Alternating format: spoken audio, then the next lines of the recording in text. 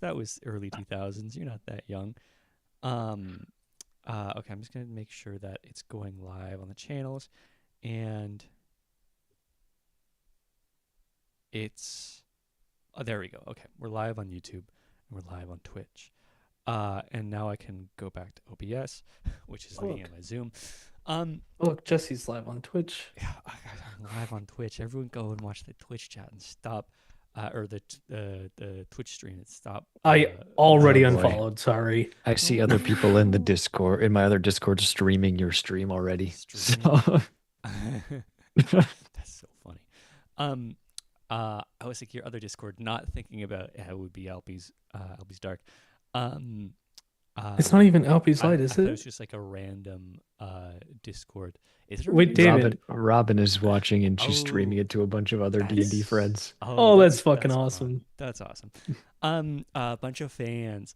But yeah, okay. So welcome. I guess Robin's specific group of friends to episode 7 of Holy War. My name is Jesse Lamb. I am a professional game master, and this is not one of the regular games, but on Sundays I'm streaming little parts of larger stories, uh, uh, with members of my community, and gosh,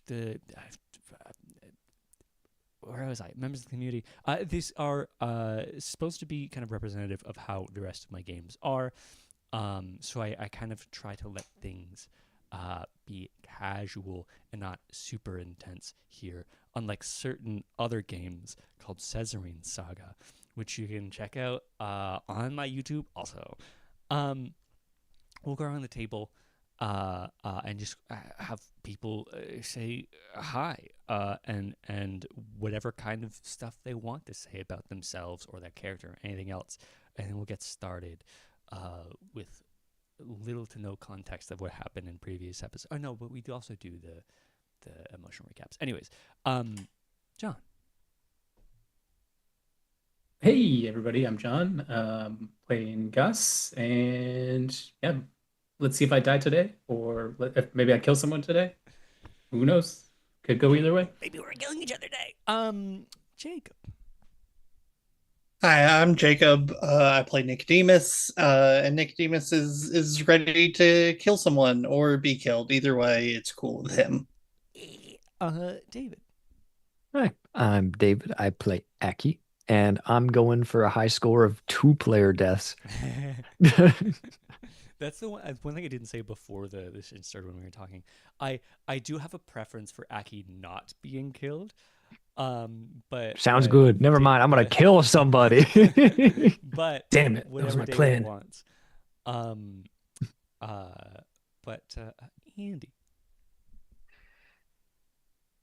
I did not expect to be next. Hi, I'm Andy. I play Redmond. He once was a scholarly weak boy, and now he pretends to be a leader. And he is in a cult-like religion, and he's on the bad side of this cult-like religion, and doing some bad shit for bad people. So, for good reasons, though, always good reasons.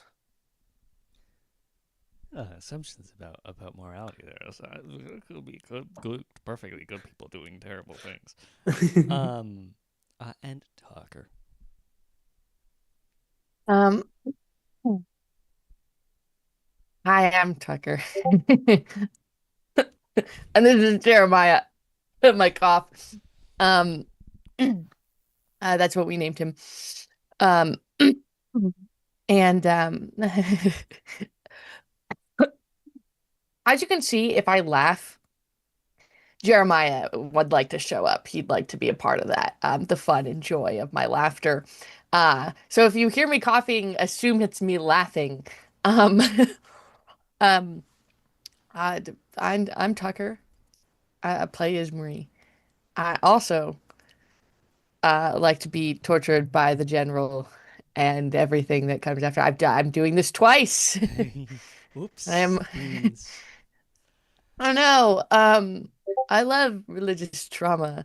Uh, And on the note of you like talking about Cesarine, I just like wanted to make it known that Kate and Flip um often complain to me about Cesarine's decisions. That last night they were like, "I'm so mad at you for not taking the swing." I'm trying to remember exactly what it was. It was before episode 6, and I was like, "No, I like to fuck myself over." So I'm sure you can look forward to that as I play Ismarie. I love making the worst decision. Side note about Cesarine's Saga. There are things that happen in Cesarine's Saga that cross into the gray area of like what I'm even comfortable uh, uh, uh, or things that are even implied that what do you mean comfortable like putting out there as a podcast. And yes, I did have a character do those things.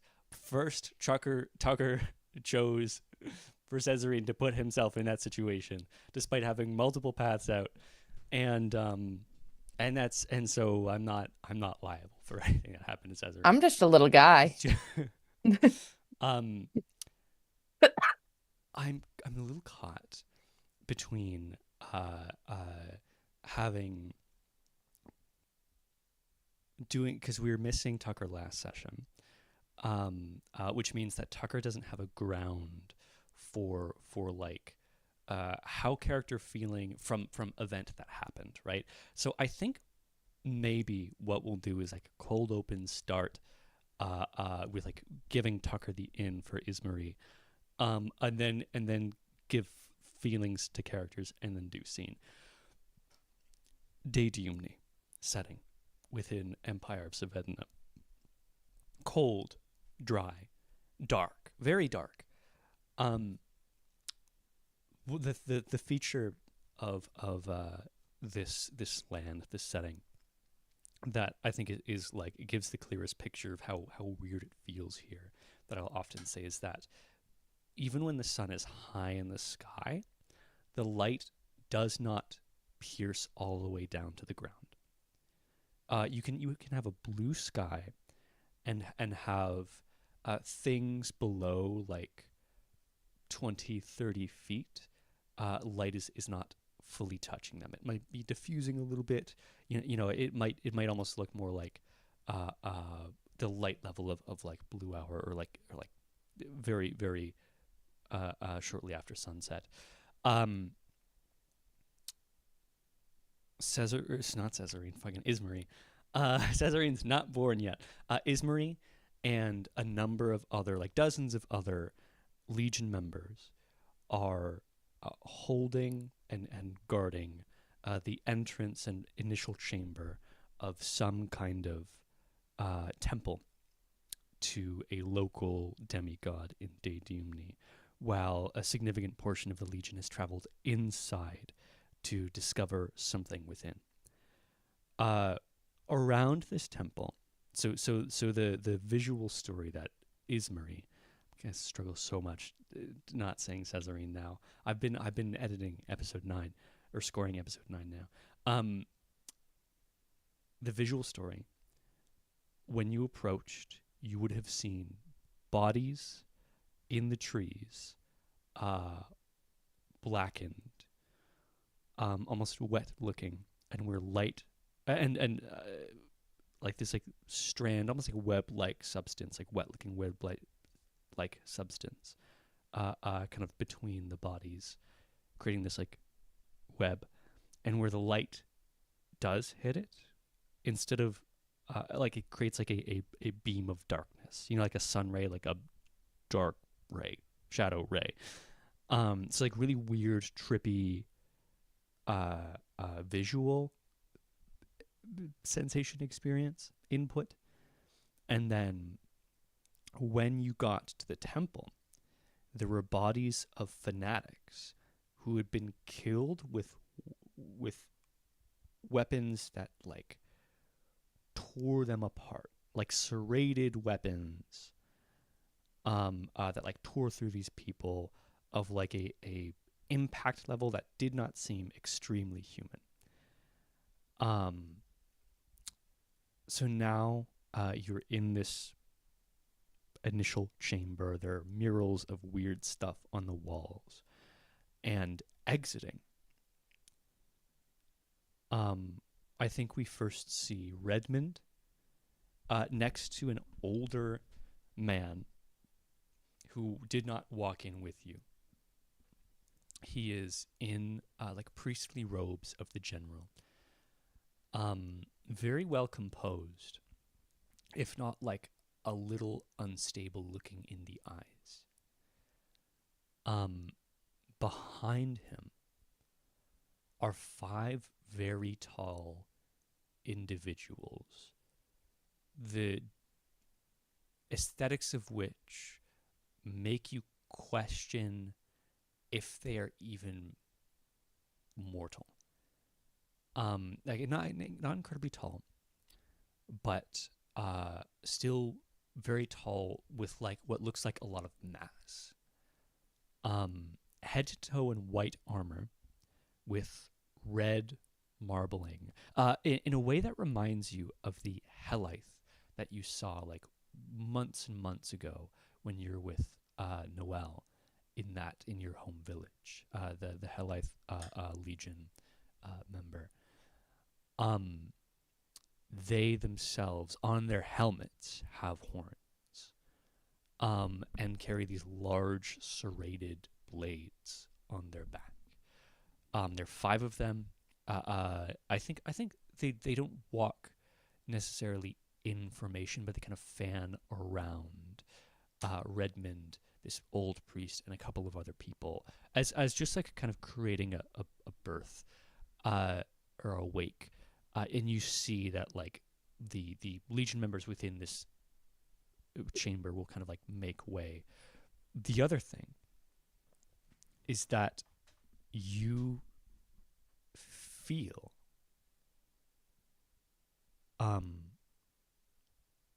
the presence of these things.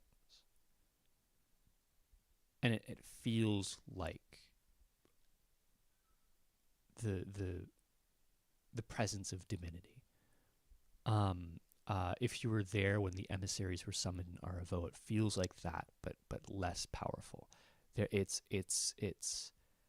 like messengers or something of the god that you're supposed to worship. But they just have this menace to them. Seeing and feeling that, how does that make Ismarie feel? I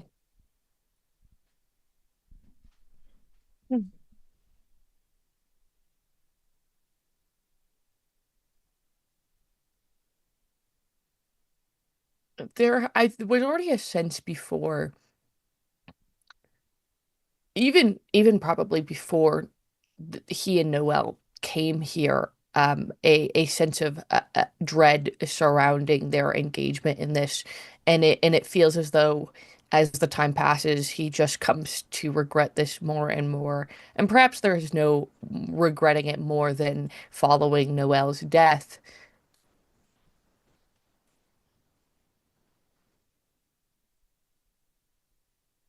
I think that there is a level of dread for all of this. I think especially in like Redmond's like proximity to them, and therefore because Ismarie has we'll always assume the worst thing about Redmond first. So that there's a certain amount of presumed association there, um that somehow it is worse Redmond's proximity to any of this. There is a feeling of dread, that he sort of has to quickly stamp out.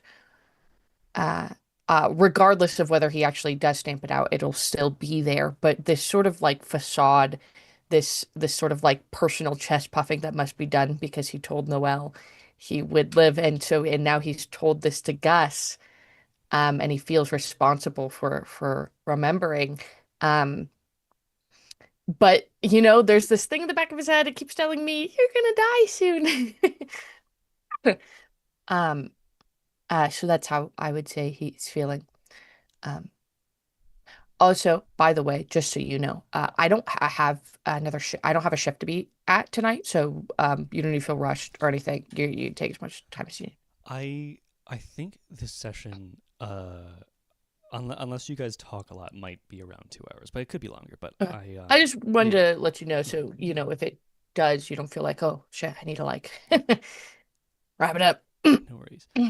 Wonderful. So we'll cut to like, 10 to 30 minutes later, as everyone has exited the temple and Ismarie has been filled in on the details by Gus. Um, uh, Walking out with this, for some of you, new sense of purpose. For others of you, now looming threat of violence in the name of the general done upon this land and others. How are the rest of the characters feeling, to touch base before we go into scenes?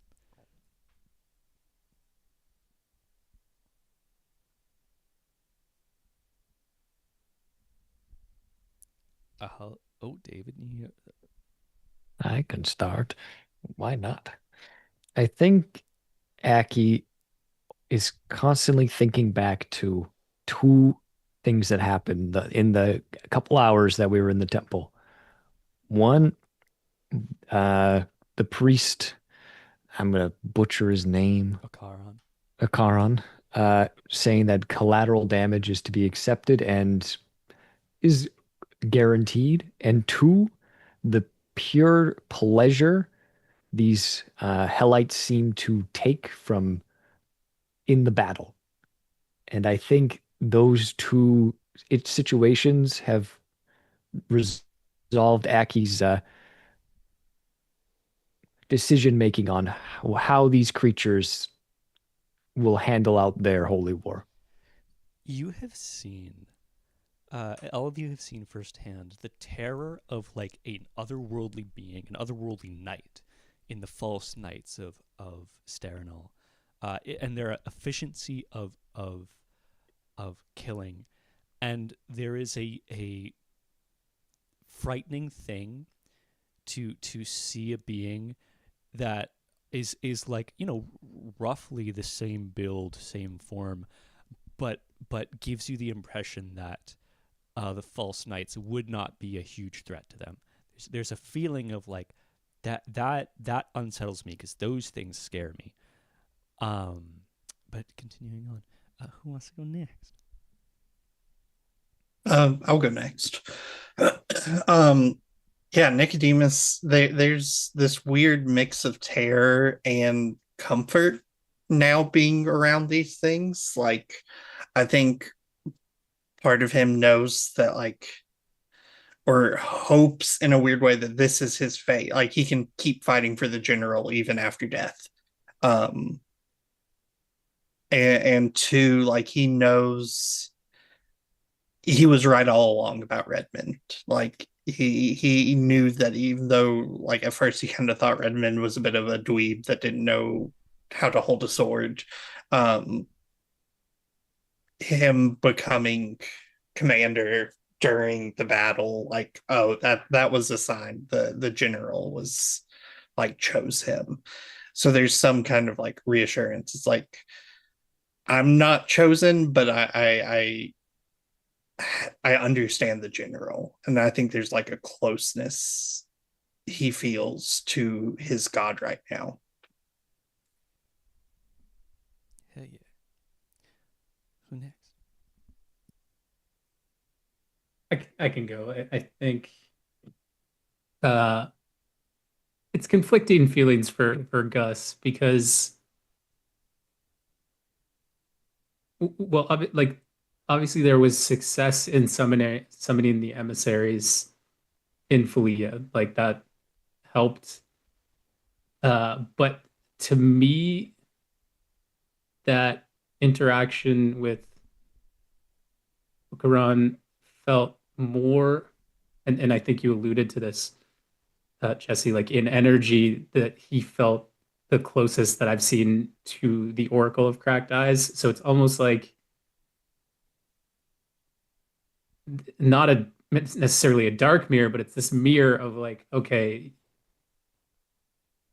how is this any different than what the Oracle's doing? And like, where does it where does it end, I guess? And that's his concern right now, that if you have two of these forces going with this holy war, quote unquote, uh, where does that leave the normal person? And most likely in grave danger. There's also a detail to remember about the summoning of the emissaries. Before it was one brutal death that summoned the first emissary, there were like 27 or so, or maybe less, but I think it was like around 20 to 30 uh, uh, people who were like captured and bound who were supposed to be. It was 27. It's burned into my mind. So it's like just thinking of like the expectations of violence that come with the general, and seeing like more beings manifest. Yeah, it definitely reinforces those feelings. And last but not least, Redmond. Yeah, I think Redmond took 2 seconds to worry about like these big ass uh like armored fellows as soon as his name was called in his head. And then the feeling of this embrace of something you never knew was true until that moment. And I think in like a way to explain, I think like a door has opened up in Redmond's mind, is like this is a way. And I think this conversation with Okuron is very important to if he walks through this door or not. And especially how tight he locks it, you know. But I do think he's already stepping towards the door metaphorically, but this conversation obviously the questions he may ask and how they're answered are going to be a big factor about how it happens probably. Hell yeah. Um, where do I want to start then? Well, because we didn't have Tucker last session, we'll start with presumably Tucker and Gus, and then if Aki also wants to be a part of this conversation, about like again the nature of what to do, I'll leave it to between the three of you.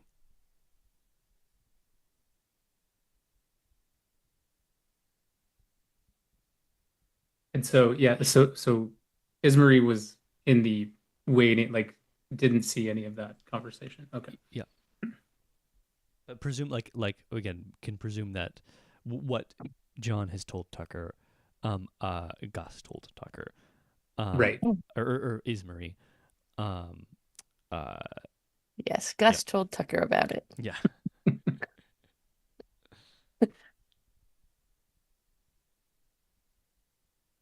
Well, I'll let you know how I feel, at least right now. What's going through your head, Izzy?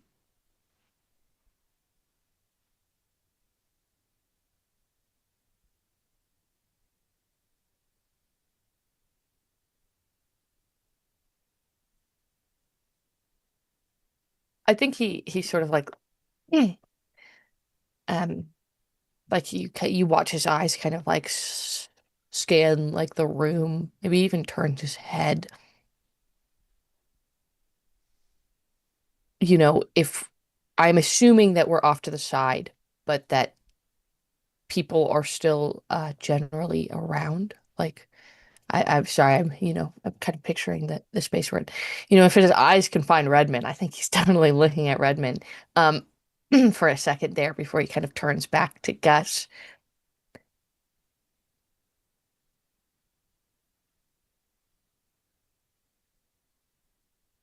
And he says, well, I'm not even sure there's anything that we could do about it, even if we wanted to.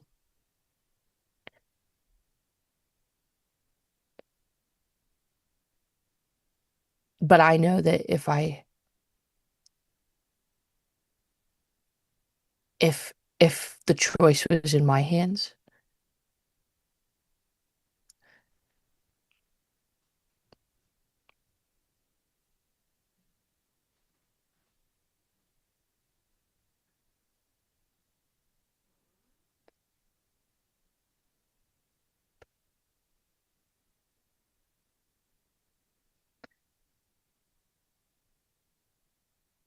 then I don't think that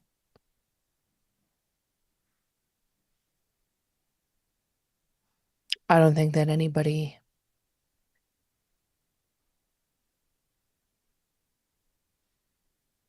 I don't want to see any more young men sent off to die for nothing. Or maybe it won't be nothing. Well, and that's why it's complicated. It as much as I don't love the way that Ocaron talks about it, it's not that their idea is bad. If we could have that help, if we had one of those knights on the field,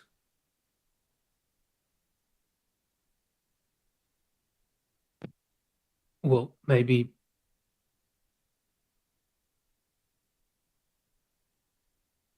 Noah would still be here.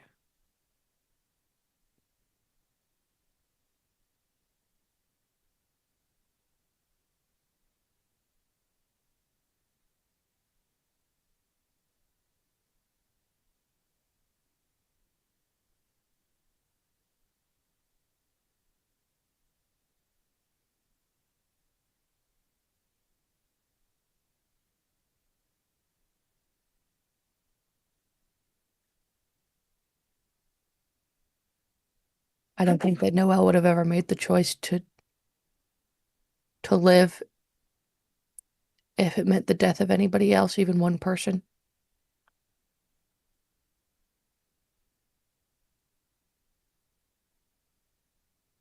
You're right. It feels like a shortcut.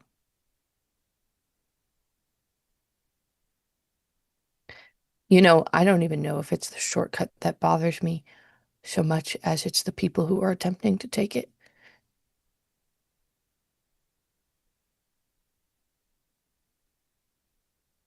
You're not wrong in that.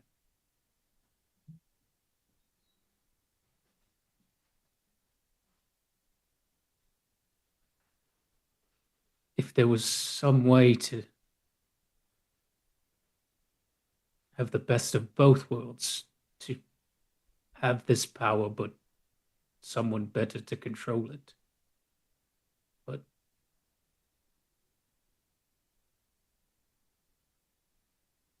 that may be in itself not possible.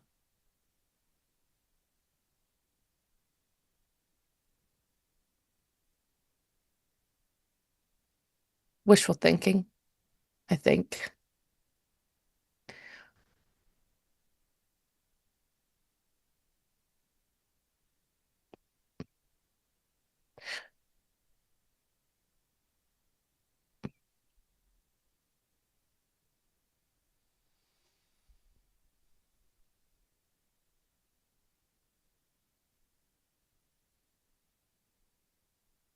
And then I suppose the question is if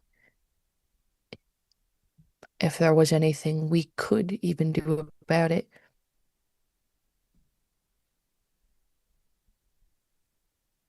And there was no good middle ground.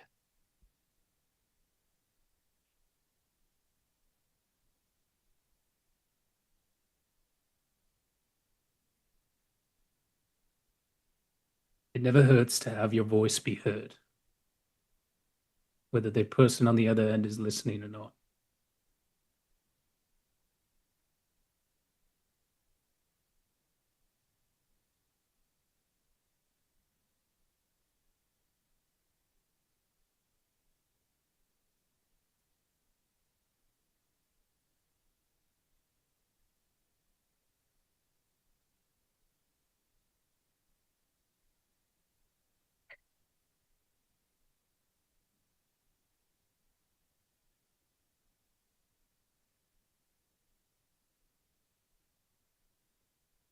I think the opposite, in this case at least. I don't think that any of them need to know anything about what either of us are thinking. In fact, I think that the less they know about what we think, the better.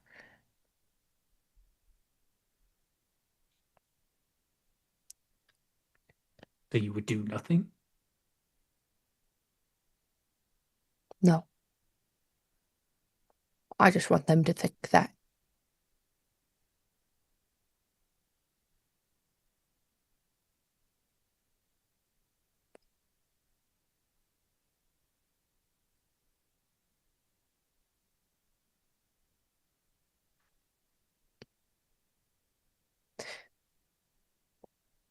When the time, and none of this could mean anything. Mm. We both could die long before anything comes to fruition. For whatever reason, we could not be there.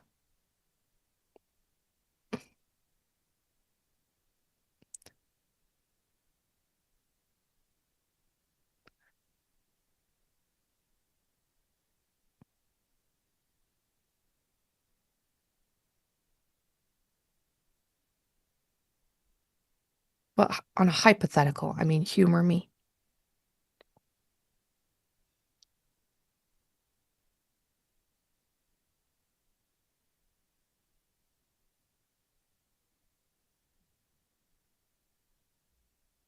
What would you even do? I mean, if you decided that this was the worst possible option for them to take, sure, sometimes, yeah, maybe it is good to speak even though the other person isn't listening and you know they won't listen.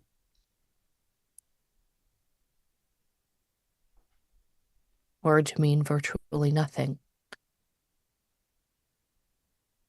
What are you willing to do?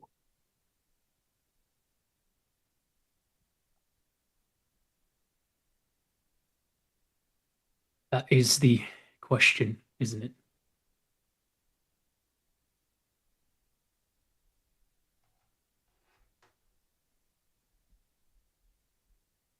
I've been in the Legion a long time. I've probably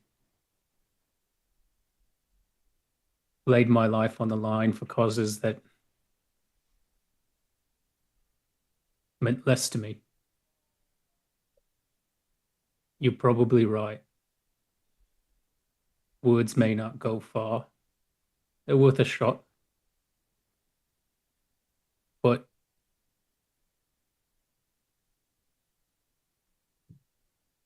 the Legion always responds to power and force if properly applied.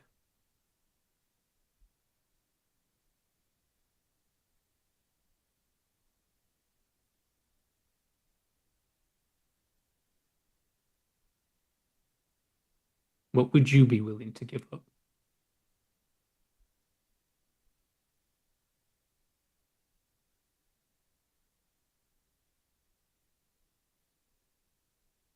I think that if I decided that this was not something that I wanted to let happen,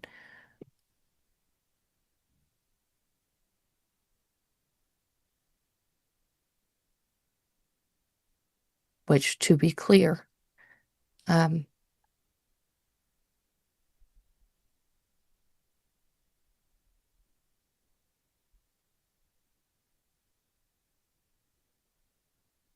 nothing I could potentially plan could end up meaning anything.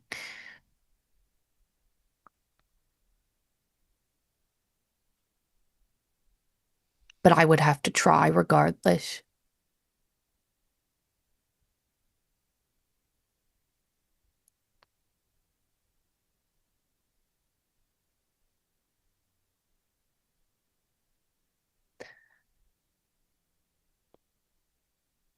Because in those impossible odds, Noelle always did.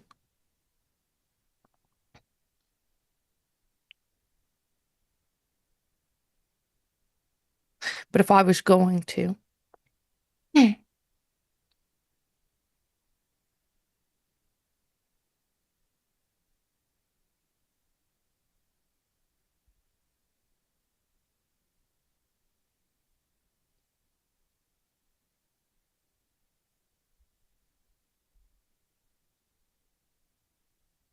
I would start planning it now.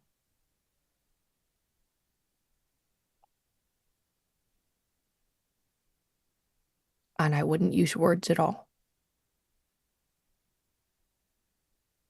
I wouldn't even try it.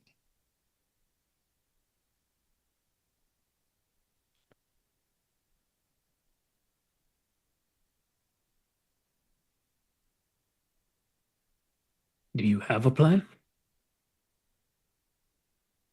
No.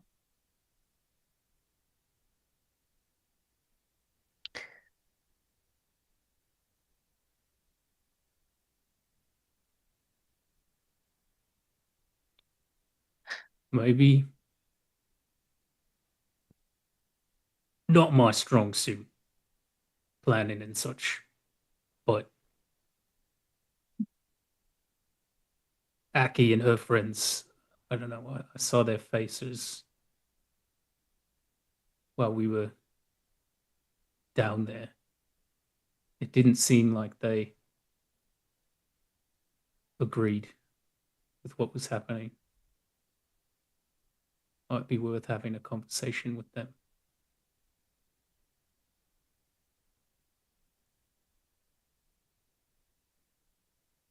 But I want to make one thing clear.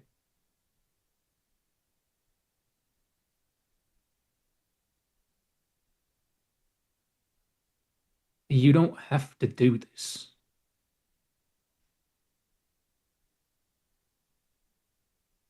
Same as we talked to them about whatever plan this might be. I'm sure they could figure out a way that just to get you out of here. If your heart's not in it, you don't have to stay.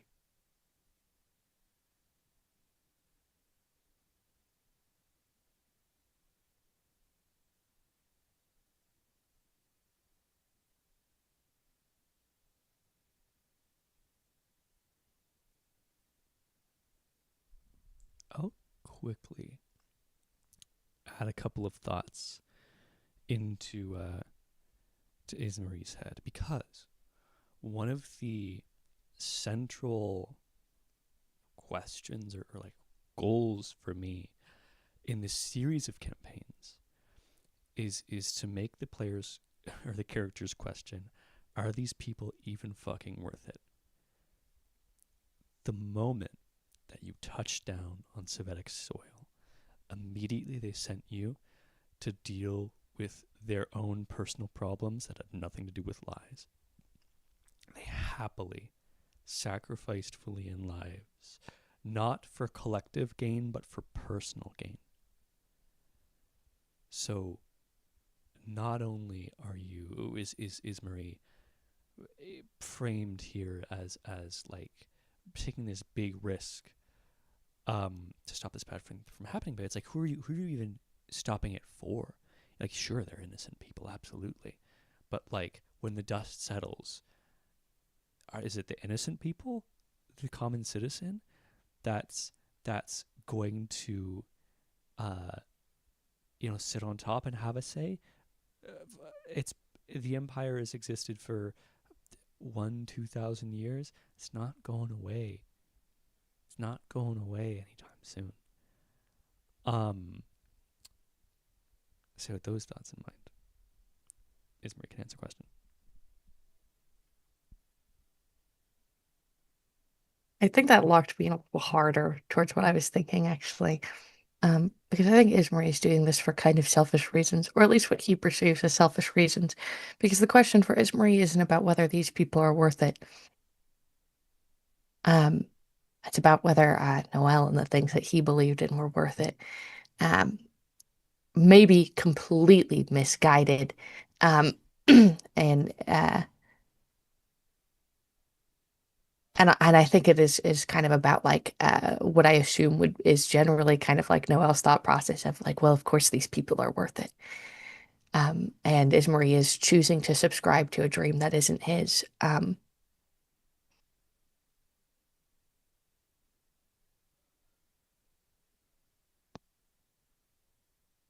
so I think he says,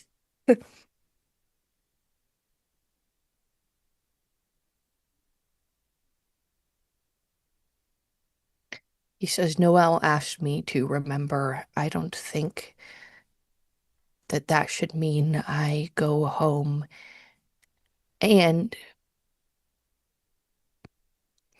I don't know, pick up some trade job and sit on my ass for the rest of my life and just remember.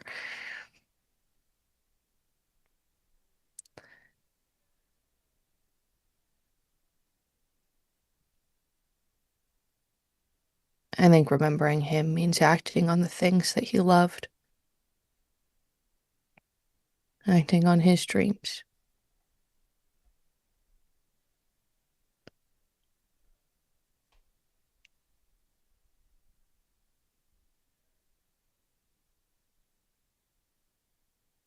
And I was stuck between the idea that staying here meant lowering my chance of survival.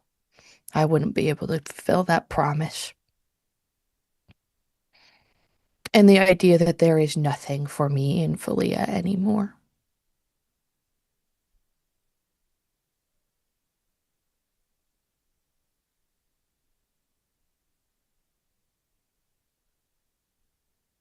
I think as you're saying this, I think Isbury was fairly short, right? He's not like the littlest guy in the world, but I think especially compared to Gus, he's Yeah. pretty small. So you're looking up at Gus, and maybe you catch a new tattoo that he has, which is a little bird, and it has Noel's name. It's probably just somewhere on his neck or something like that. Uh, that he got in the weeks in between this. Uh,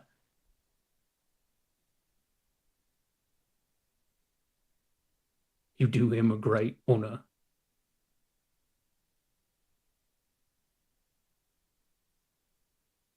Maybe if we get through this alive, we'll find you some dreams of your own.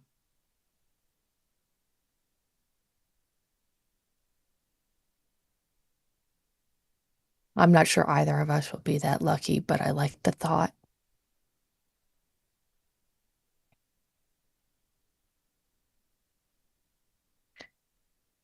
Although, if you're right, and Aki and their group have as many problems with this as we do,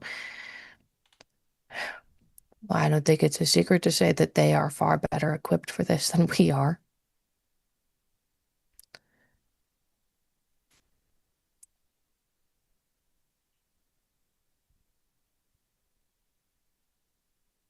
Don't do that. Don't don't sell yourself short. One person can make a difference. Two people, possibilities are endless.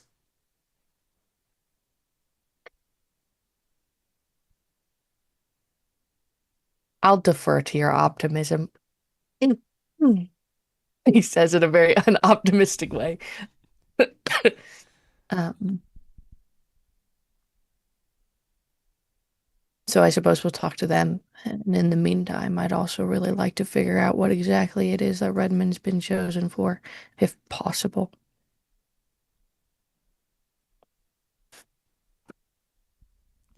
Let's do it.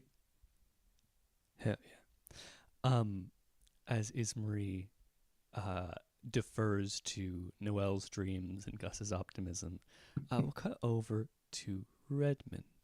So yeah, kind of still in conversation, walking through the fields of outside of the temple. The fields is a exaggeration. Forests, it's cold, dark. Everything looks sad. Um, Presuming like Nicodemus is peripheral. Um, I have reasons for that. But yeah, what you said that Redmond has questions for Akaron. Yeah, I think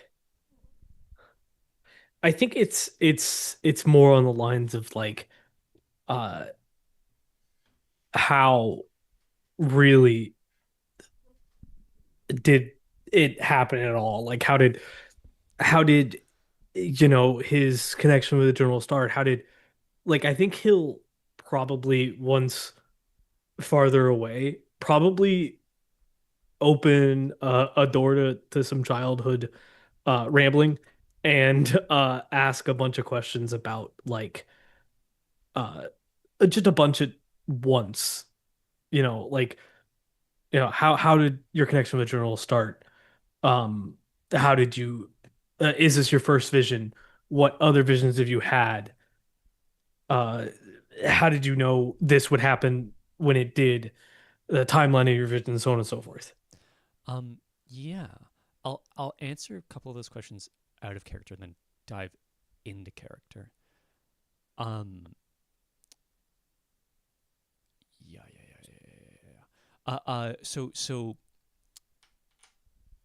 timeline. As far as like how he knew when things would happen, he didn't know when things were going to happen. A vision for him is like, um, it's feels like you're looking through a series of windows, each with different images on them, that make one complete thing, but it's extremely hard to tell like what is in front of another, and like sometimes you go past one window and see that there's more on the other ones that were being obscured. Mhm. The vagueness and completeness of a vision is extremely abstract. What he knows is that he saw your face and your name, and sees that you have a part. He believes he's interpreting that it comes to like you're going to be beside him as he brings in the holy war, but that's his interpretation.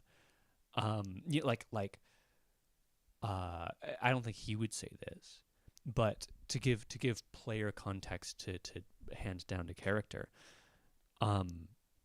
that could just as well mean like you're supposed to die as he brings in the holy war. Like it could Or mean that. maybe he's beside me when I bring in the holy word. Yeah, like who knows, like genuinely. So Yeah. on the topic of faith though, when people got their faith, um he will say, in the dawn of Philia, in the war against lies, there were many of the legion who found their connection to the general. They just then died like good soldiers, which I'll contextualize, because I think Redmond would have a moment of like, oh, he would understand what that means, and Nicodemus would hear that as well, which is that like if your purpose is to be a good soldier and die and whatnot, the people who'd be like most brash, most confident, most forward, most efficient would have had those connections. Like would have connected with the higher power of the general, the um uh that essence, and would have become more powerful. But because they were good soldiers, they're on the front lines, and then they fucking died. They would have been immediately cut down. Um, but there's just like great like awakening of faith that is happening generally in Fulia, generally. But you see, he says, I felt it back then, but I had not had an opportunity to pursue it until Savannah. How did you know that you felt it?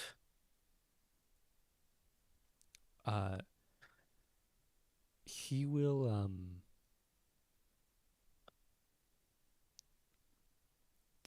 yeah, I'll say it like this. I was there when we laid siege to Brightwell, and I was within about 50 yards of one of the emissaries, and I could feel their presence. I could feel it, and kind of like tap his chest. And I felt that same thing first in people before they died, and then in myself. The presence of divinity. of the general. The feeling is unmistakable. So you feel those that are connected to him? When it is strong. I think he stops and like looks at him and like puts his hand to the guy's chest. Do you feel the connection between us? Like asking the general and him, yeah. Um, I think with a little hope in his yeah, eyes. yeah. If you want more context, I can give you it, but No, no. I yeah. think I see where you're going. Um, you see, without missing a beat. Sorry, looking at the Okay. Twitch chat. Okay, Do and you? I might marry Nicodemus. What of it? um, uh, you see very quickly. Um, he will say, "It is not strong in you, but it is growing."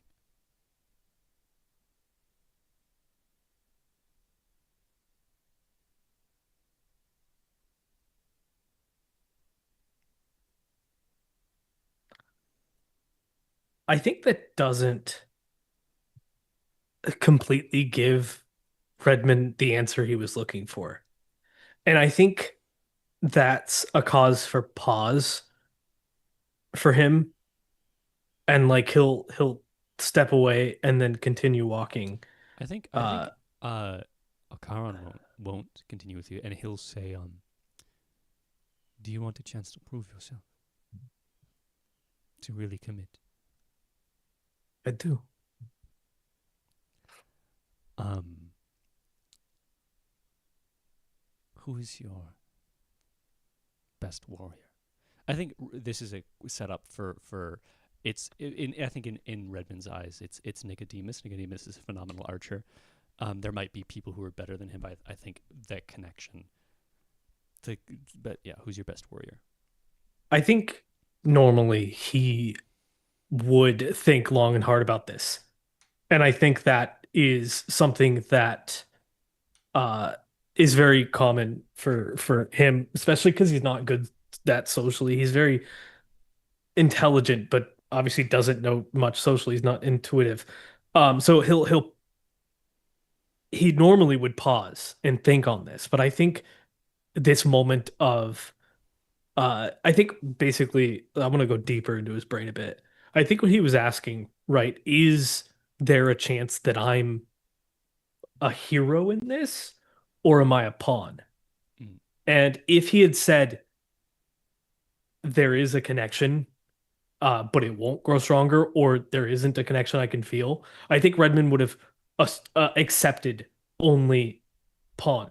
I think he would have accepted right then and there, I'll do whatever I need to do for you. But then this door was left open. He's like, well, could I be one of the heroes in his mind? Obviously, not the same, not the actual real heroes, but like, or a pawn. And I think that was the big pause. And I think that greed behind him that he's not supposed to feel. He's not supposed to feel feelings. It's not about feelings. Takes over, and he immediately says the first name that comes to mind, and that's Nicodemus. You see, and you know, say it and can point to Nicodemus. Akaran will step back, look at the two of you, and then we'll look at Nicodemus. Look you up and down and say, "You're an archer." I am. You will stand beside young Redmond.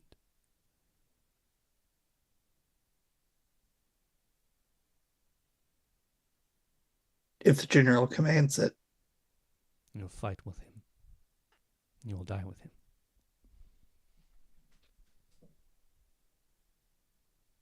As the general wills. The two of you.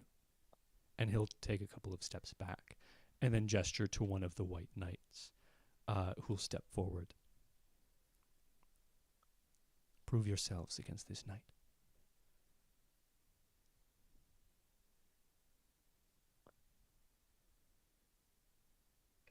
I think Redmond looks at this knight up and down, and then looks over at Nicodemus, and I think that's his two emotion, like two human feelings that he lets through before the regimen, the following of the general takes over in his brain. And I think he nods with as much certainty as he can to Nicodemus and pulls his shield off his back and his sword out.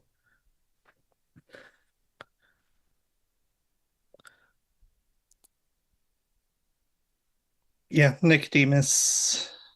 How close is the knight to us? I think it was following, like the five were following around, so I imagine because Nicodemus also probably would have been walking somewhat close to these knights.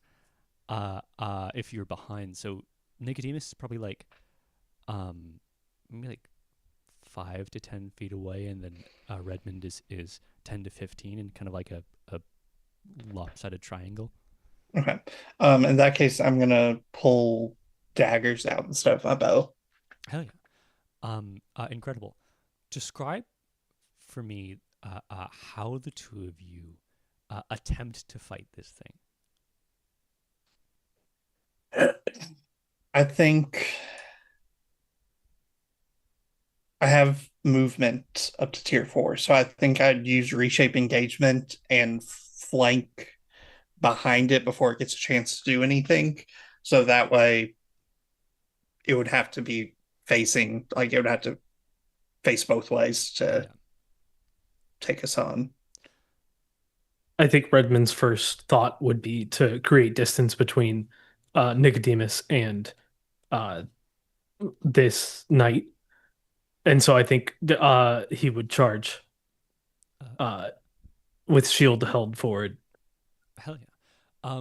So yeah, you take out your shield and sword. It immediately does. It's not fast. It's just powerful. Grabs sword, big serrated sword, pulls out 2 hands, walks forward, as Redmond charges forward at it.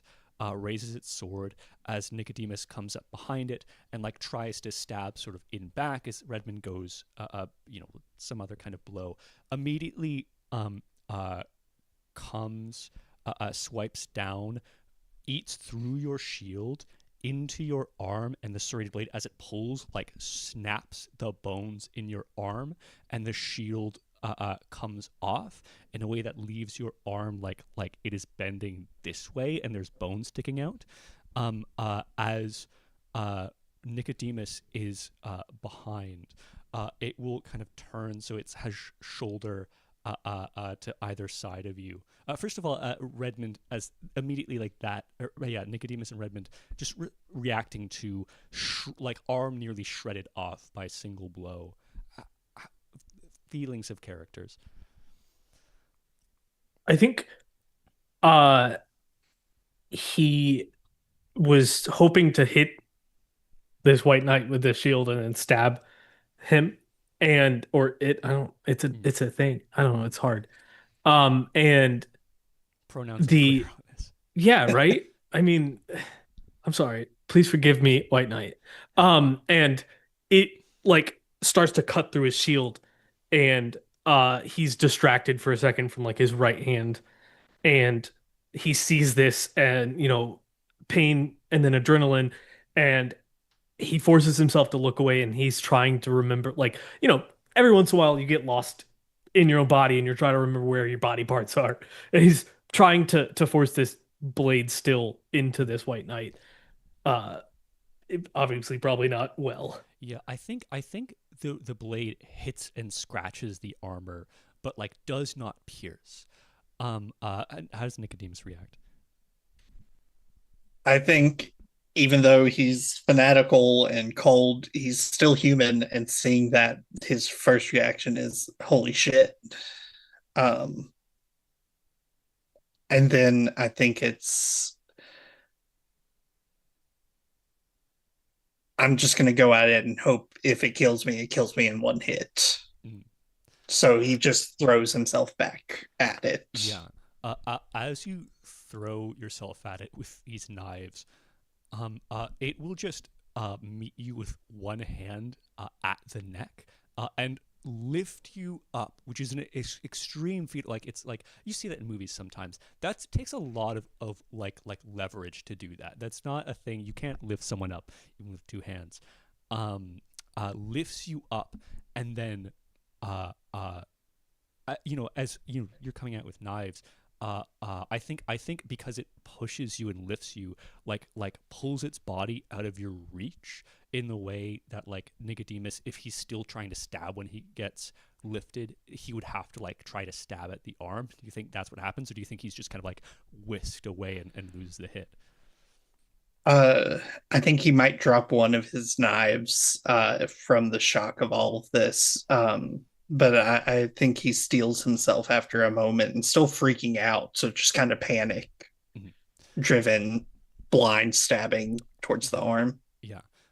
You like Redmond, as he sees his arm torn apart, sees Nicodemus get like a small pierce into this thing's arm before its huge two-handed sword with one hand, serrated, enters through Nicodemus's stomach and comes out his back, I should say, like behind his neck. You feel your insides torn apart. It catches on your like ribs and breaks them. And just like then you feel it hard. It all happens fast, but feels like slow motion for you, and comes out behind your neck, and then tears out and tears everything out with it. Redmond, you see that as Nicodemus's body is dropped, like fucking the most brutal thing you've ever seen. What's Redmond do? Oh yeah, he just saw someone fight and die,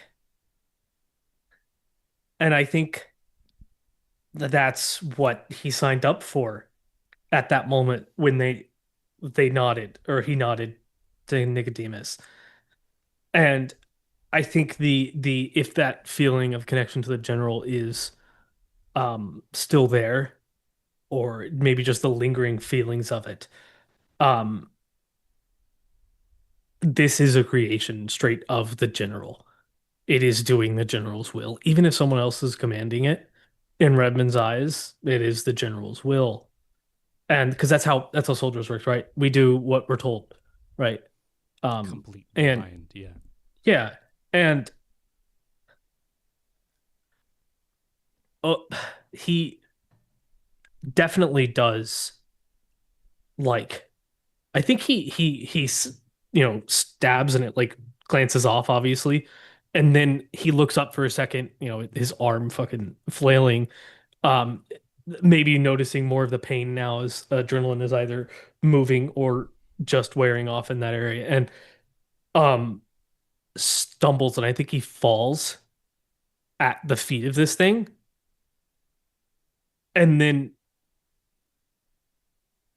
if he has his blade in, I think he's trying to stab in this leg, as all he's thinking right now is the flashes of seeing Nicodemus die over and over again. This is what we're supposed to do. It's what we're supposed to do. And I think he's like trying to maybe knock this thing over, or stab it in the leg, something. He doesn't know. I think hacking like it's a tree and your blade bouncing off. You get 1, 2 before it turns, blade upside down, two hands, and just goes from like the bridge of your nose down into your stomach.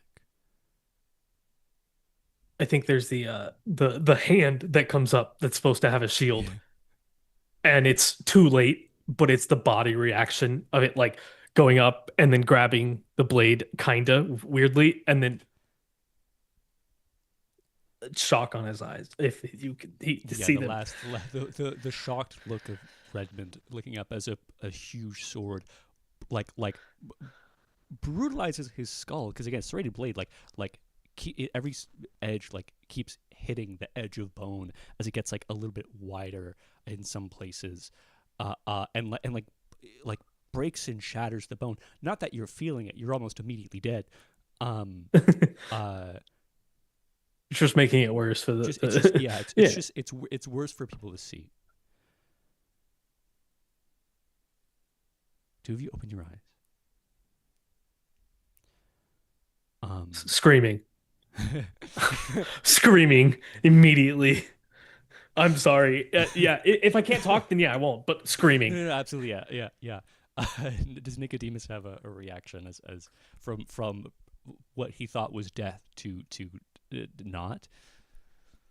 Yeah, I think since his last thought would be the blade coming out, like the back of his neck would be like choking, coughing. Yeah, not pleasant. Um, well, so I'll be clear when I say opening your eyes. Open your eyes. Not dead. Not seemingly not injured. What are if, like? Are you saying like like out of the death feeling you're coughing because that was Yeah, the because yeah that yeah was yeah the yeah I see. last. Yeah, that was the last thought his brain had. Yeah, yeah. Yeah, the two of you on the ground. Um, uh, as you kind of look over it, you see Acarinus is standing there, like happy, like he's like proud. Um, uh,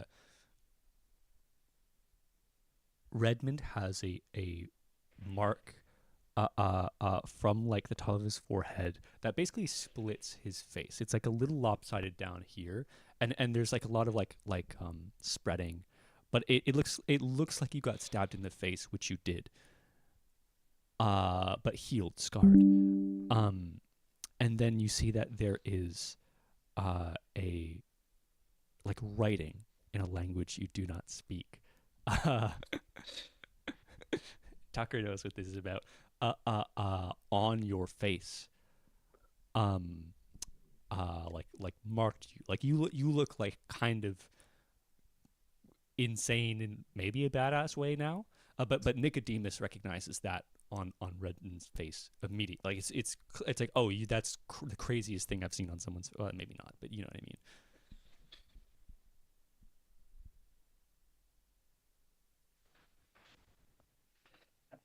I think Nicodemus like patting, like his hands go to his stomach.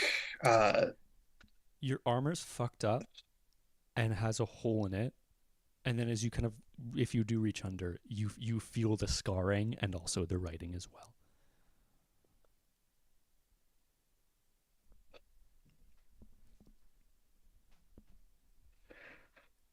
we're like, I think uh Redmond screaming is like trying to grab a blade that obviously isn't there, and then like the screaming stops, and he's like laying on the ground and like feeling. He can feel with his left hand. How? Um, Karan will come and kneel down between the two of you and say, "You have faith in the general, and your connections are stronger because of it. Both of you,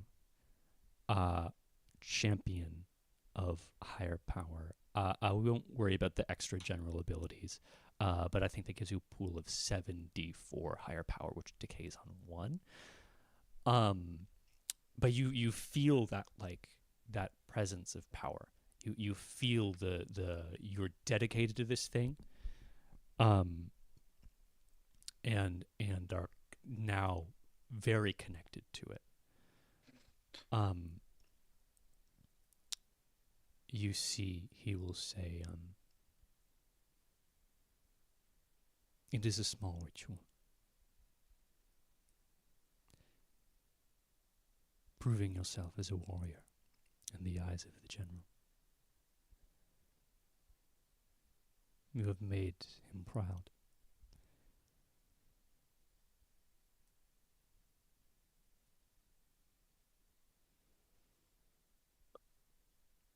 Redmond stands up, like brushing himself off, and then looks to Nicodemus.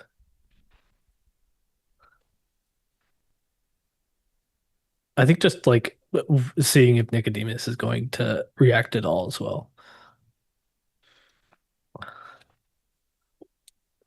Nicodemus stands up, is looking for his daggers.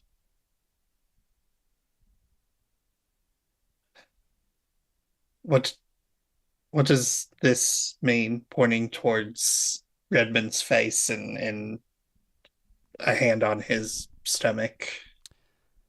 He will describe it in a very casual way as like a formal commitment. Like there is no path that you may walk that now does not lead to the general. This is a mark of service, of dedication.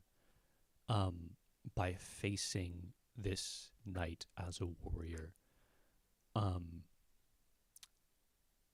regardless of outcome, facing it to either its death or your death, like proves you as a like a worthy warrior.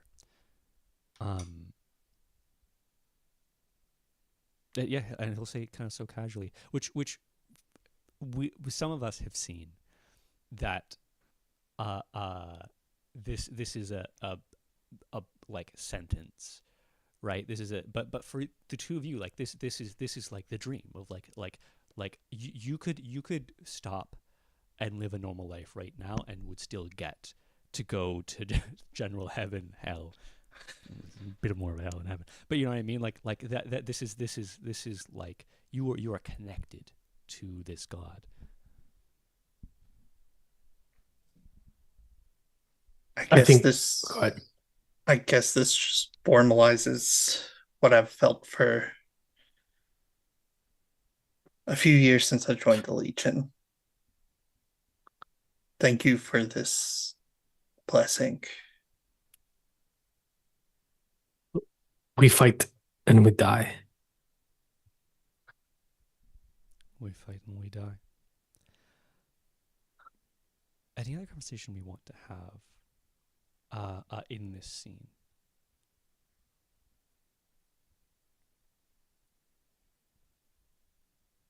I take that as a no. Cool, incredible, wonderful. Then we'll pop over to Aki, and maybe Ismarie and Gus. For David, how extensively, or not how extensively, before talking to Gus and Ismarie, do you want to talk with your NPC pal, or do you want that just like roll into like one scene with the Yeah, four? I think the framing of this campaign is from the general soldier's perspective. So I don't think we would get that conversation with Aki in the party, if that makes sense. Yeah. And yeah, we kind of touched on at least we know where Aki's feelings are from the start of the session. So then I'll say that like we presume that it would have started between your group, and they're all more or less like I think kind of deferring to you, like the Keeper of Balance and the Gargori, the Dragon Rider, are definitely more in the camp of like maybe the worst god in Fulia shouldn't be the one sending agents to the front. But sorry, the Andy's comment of won't be a real couple. Or sorry, I read that as unless the general wills. The idea of like the general shipping these like soldiers together, deeply funny. Well, I mean, it kind of is. It's like a quote of "If the general wills it" was what Jacob said. Oh yeah. But yeah, the two, not super jazzed about the worst god in Fulia being the one sending reinforcements. And then generally because it's like they're all also foreigners here. It seems like maybe not their place to be the ones who are like, yeah, let's jeopardize a series of lands' spiritual fabrics to win a war. Like that seems like an irresponsible thing to do. So that'll be their opinions. but yeah, so Gus and Ismarie approach Aki. I get. We'll kind of. I'll set the scene a little bit, but like as the members of the Legion are exiting the temple and kind of like settling down and maybe setting up camp, or who knows, or returning to camp. There's a feeling of like being emboldened. There's a feeling of like, oh, there's momentum that's building here that feels like addictive, which is then this like dark contrast in this like creepy forest with these like bodies of other people hanging with these dark webs and stuff. Dark contrast to like the humanity that is being overlooked here. Ismarie, Gus approach Aki and NPC, at least one NPC pal.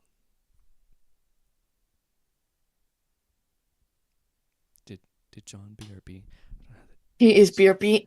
He is BRB. Oh, he Oh, John is in the last B of the BRB. Yeah. So yeah, all the words I just said. You are muted, John. Oh, sorry. I just had to do dad duty for a second. I heard everything you were saying. Oh, perfect. Okay, yeah, no worries. Gus like Gus. Not really. This is a pretty bad father. Actually, yeah, you're a better father than Gus. Yeah. Gus the warrior, Way better. younger warrior, great dad. Gus the man to his own children, bad. Yeah. We don't talk about that. We We just don't talk talk about about the good stuff. When's the last time Gus wrote his daughter? I don't think he has yet. Maybe, but yeah. So Gus and Ismarie approach Aki.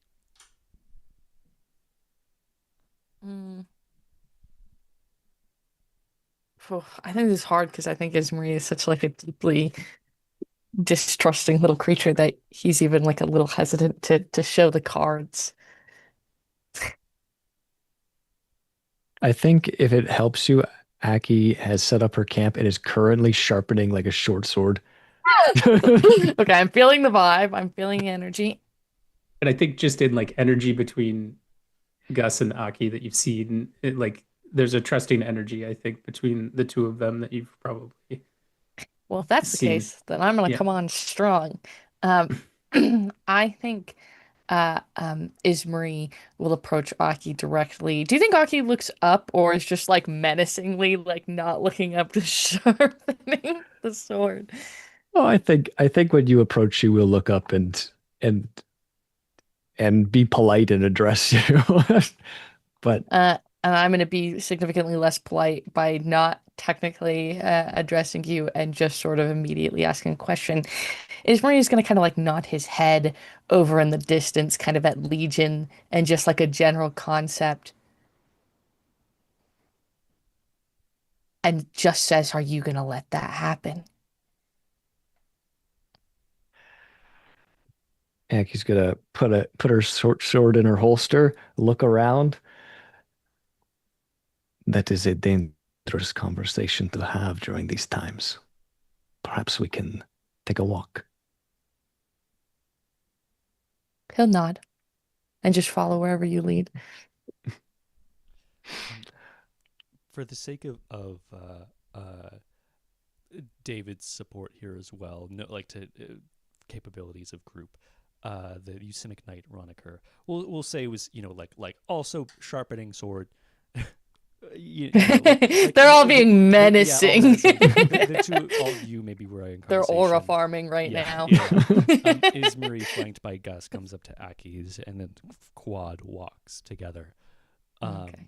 And so he can jump in to say any necessary things, but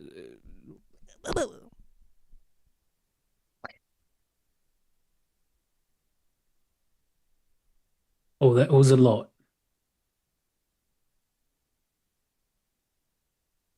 I would agree.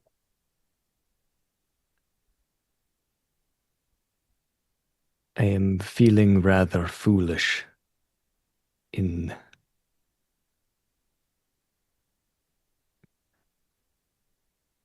believing in others occasionally.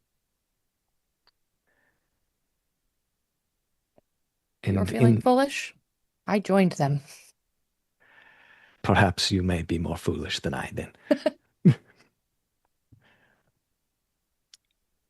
There are good people in the Legion, just sometimes they make mistakes.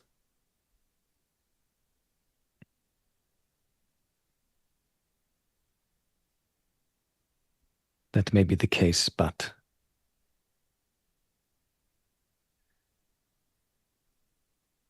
my home would be one of these mistakes. And that is not something I'm willing to accept.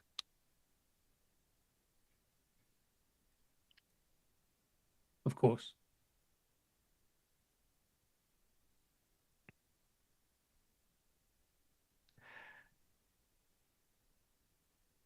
To my understanding, when I was in Philia, the hatred was not defeated through conquest alone. I fear if we let the general's wishes occur, my home will not be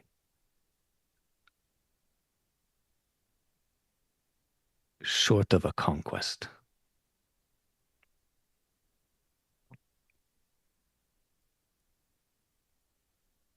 I'm not sure this is even the General's wish. I'm not sure it's the Legion's wish. I think it's about them.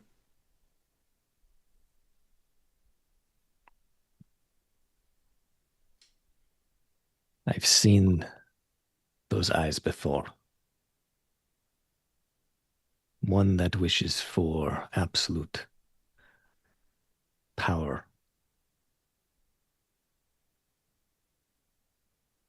I find no organization, yours included, can escape people using it to gain personal power. And that priest, I believe, is one of them.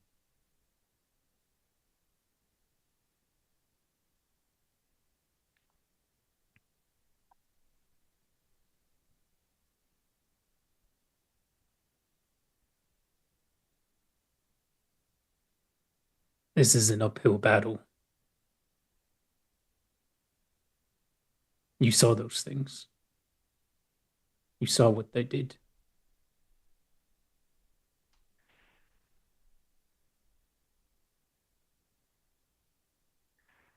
I would agree. I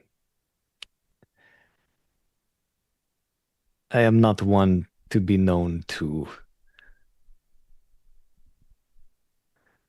rationally think through actions prior to doing them. But I have learned in Philia that sometimes one must think before plunging a blade into an enemy.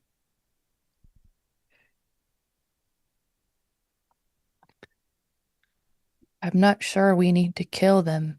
All of them, anyway. Perhaps just the priest and Redmond. The commander. Yes.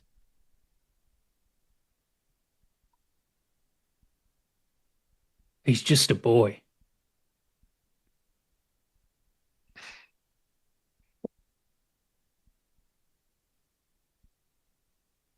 I don't think it matters anymore.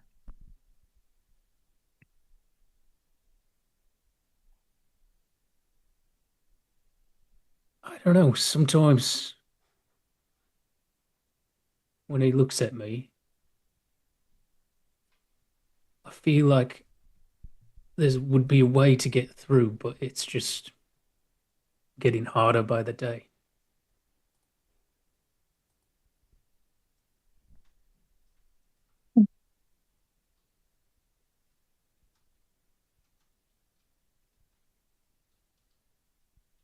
That boy holds a lot of power amongst your group. It would be a considerable gamble to pray that you reach him.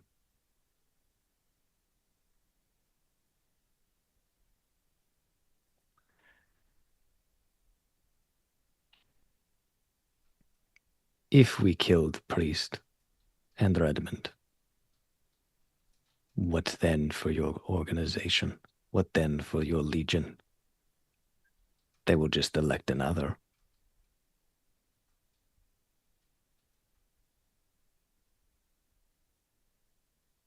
They might. Well,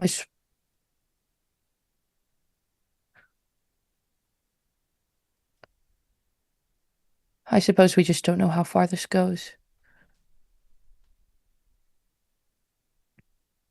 I mean, as in, who's even capable of picking up that same mantle? I mean, what he wants to do, I don't imagine just anybody could.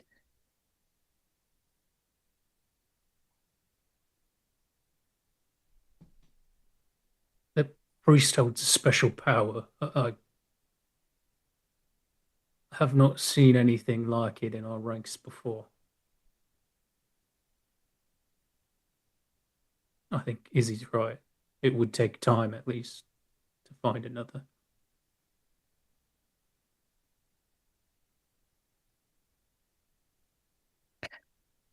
And I suppose that when it's done and whoever comes next,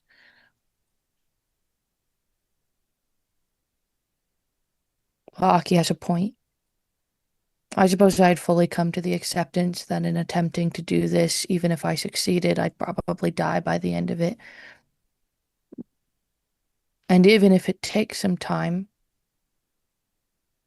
there isn't any promises that the person who comes next won't try it again.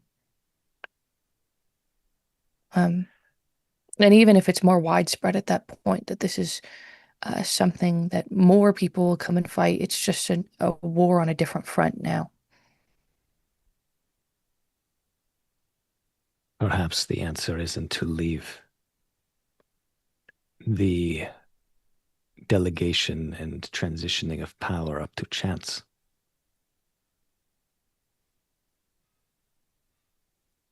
What would you suggest? Gus, you were telling me something about your purpose in these lands, in the temple. I believe these lands and my home would be in a better place if the Legion was equally minded as yourself.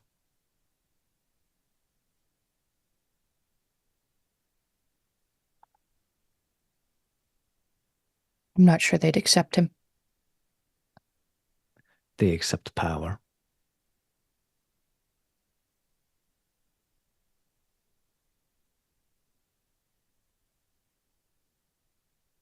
What kind of power did you have in mind?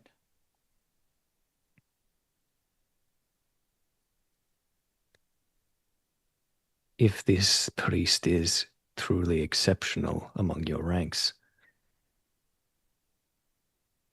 if you slayed him,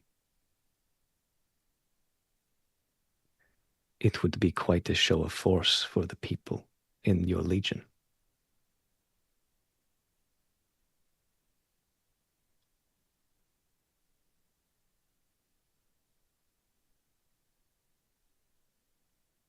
It would. If we transition the narrative that this priest was using the power of the general for his own good, then they would make you a hero for the general.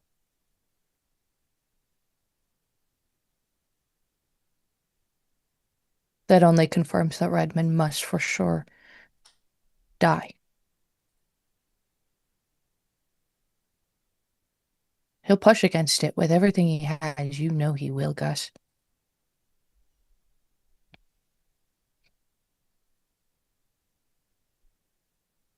I know.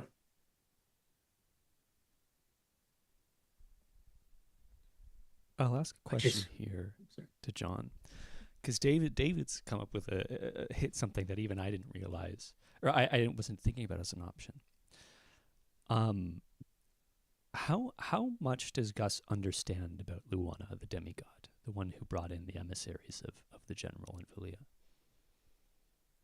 They were in contact like throughout Fulia, like after uh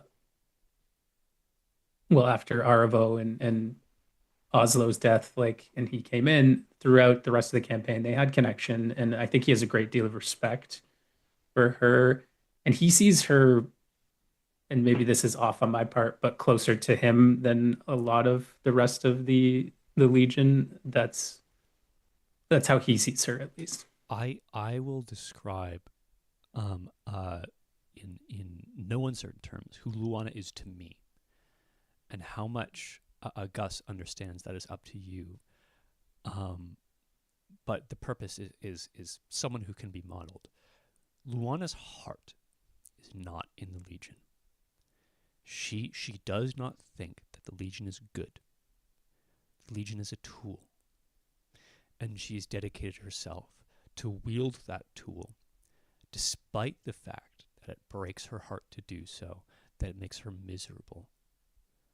Because the power of the Legion and what she can inspire, the power in her hands, is hopefully a good.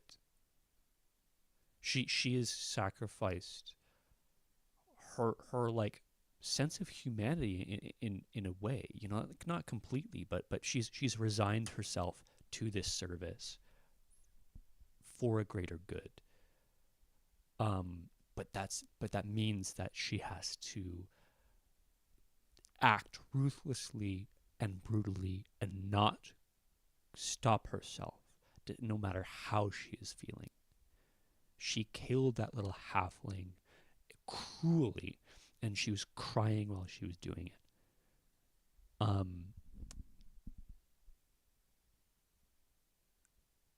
There is no one else like that right now who has that level of commitment.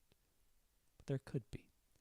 But I'll let you decide how much you feel like Gus embodies that, or might realize that. Yeah. No, like when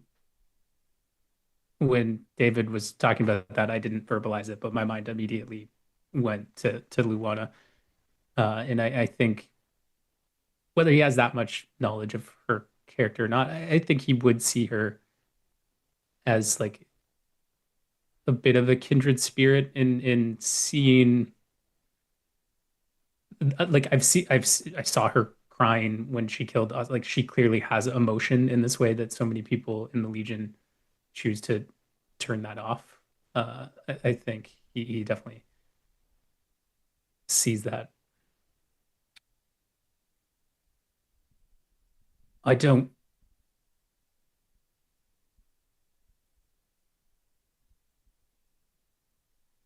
I can't say that I know that I'm ready to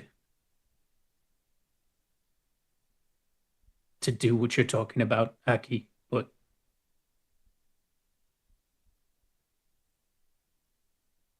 I'd be willing to try.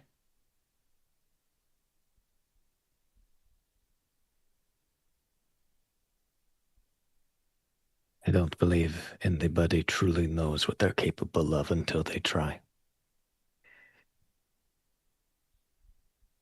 A change needs to be made. And if we do not decide a change we want, it will be done for us.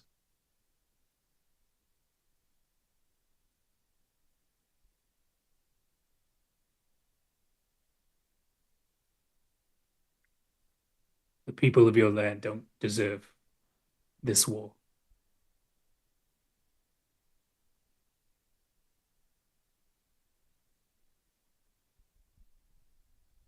I think we should stop it, or at least delay it as long as we can.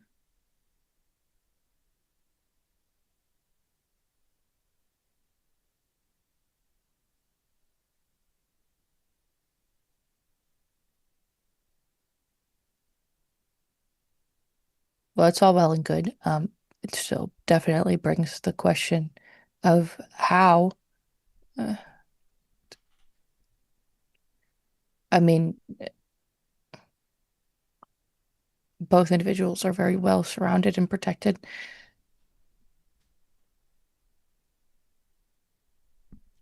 For the purpose of how, we'll smooth over parts of this conversation Um, and I will just deliver, in the coming days, the information that you will learn. There's going to be a ritual that is in two parts. The first part is a blessing. The second part is a fight. So after a day or so, and like these four characters continue to have the conversation and figure things out and plan and whatnot. Akaran will a number of legions, contingents of the legion will gather and march on a stronghold of lies called Chrysium. Not the most important to know the names.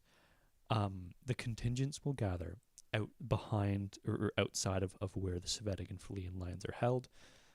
The people who are choosing to be faithful will receive this blessing and then go off and fight. And what they're doing there, when they go off and fight, is to prove their worthiness, basically. When that happens,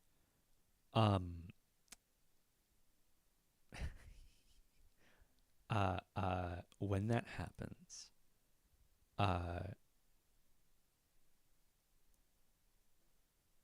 sorry, I saw Kate's comment in the and I just totally got distracted because I was like, that would be fun. They go off and fight, and they how will they do? Earns the army that this guy wants. Okaran does the blessing, and then he has some direction and becomes the vessel for allowing this army to come through. That'll be the point where he's most vulnerable, because he's just holding the door basically, and then he will have some amount of people around him, which will include Redmond and Nicodemus. Tucky, you have a question?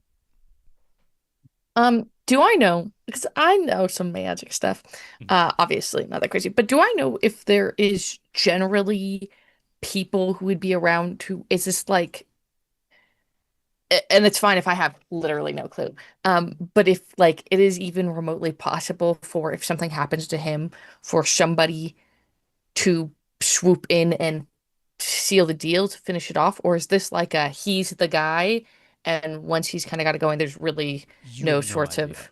You have no All idea. right. Those are questions that are above Aki's or not Ismari's head, maybe even Aki and her companion's head. It's like if there's a sense that maybe if there were, like, we'd see those people, but hard to say. Okay.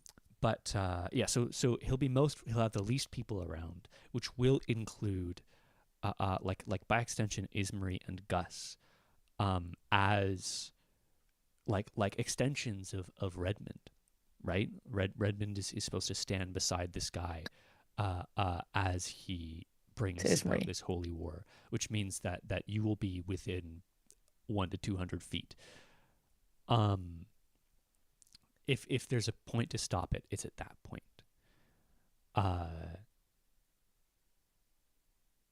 Yeah, and yeah, is that complete? Did that make sense? Words? Yeah, it did. Do we know if his big scary guys are all gonna be there His at the big event? scary guys might be there. Sorry. Okay. The one other thing I will say to account for that, the reason that Redmond's Legion will be there and other forces is because when this starts to happen, Lies is going to wig out. Like the force of Lies is going to be like, this is a new presence, and they'll be engaged otherwise, but there will be things that might leak through that try to get, which will have to be defended against. So like leak through onto the other people fighting, or leak through onto us? Onto the people defending the position, right? Because otherwise they would just be standing there with nothing to do. So in that chaos would also be hopefully if Lies gets through the lines or gets something through the lines, in that chaos hopefully would be the opportunity. So the five big lads would be fighting lies, or they would be with Ocaron. Hopefully fighting lies, or Okay. like around Icaron, right? Like Yeah. hopefully for like enough forces of lies get through that the five big lads take their devil asses and go kill Hmm. some other Right. devils. Okay. And then we get our Do we want to bank on that? moment. Yeah. Um, I think that there is something to be said about, uh, and this could be a roleplay moment if we want, about Ismarie kind of accepting that, like, neither of us are Aki and her friends, and Ismarie is also not Gus. Um, and I think he will kind of just accept whatever is given to him because he's not quite sure how much he can even be of assistance here other than just trying to um, buff you guys up a little bit. Um, but he's a little bit of a, I don't even say glass cannon. It's got squishy also. Um, uh, he's gonna do his best. Cannot confirm what that will look like.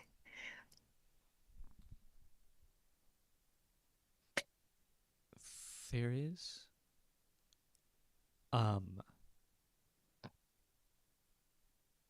I think a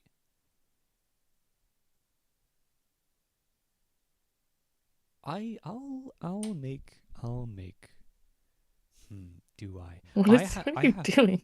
I have an idea. Me? Yeah, I'm thinking.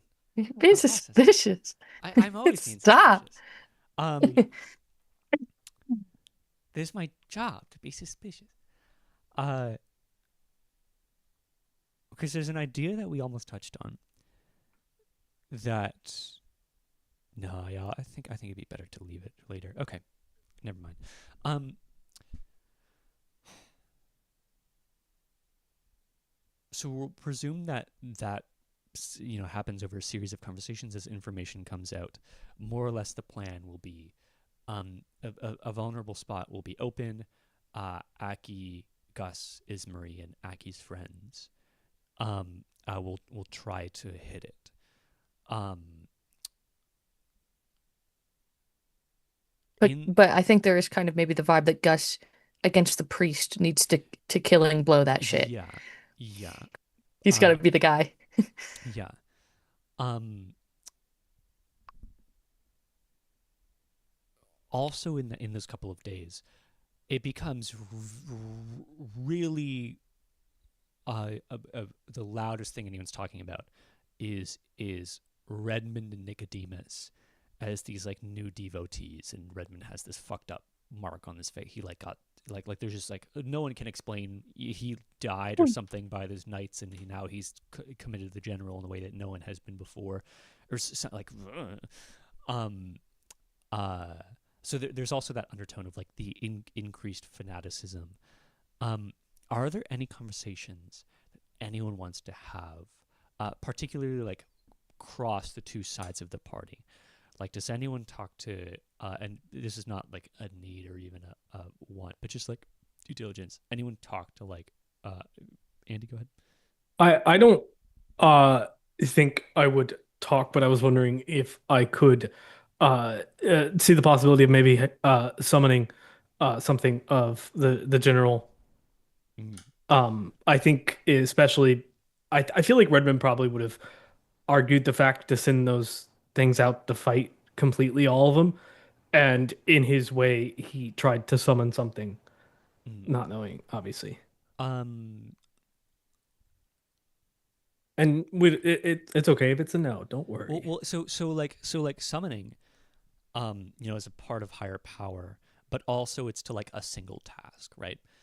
Um, uh, I think the larger context that is occurring here is we are preparing for the biggest step uh in this war and in the history of the Legion of Fulia.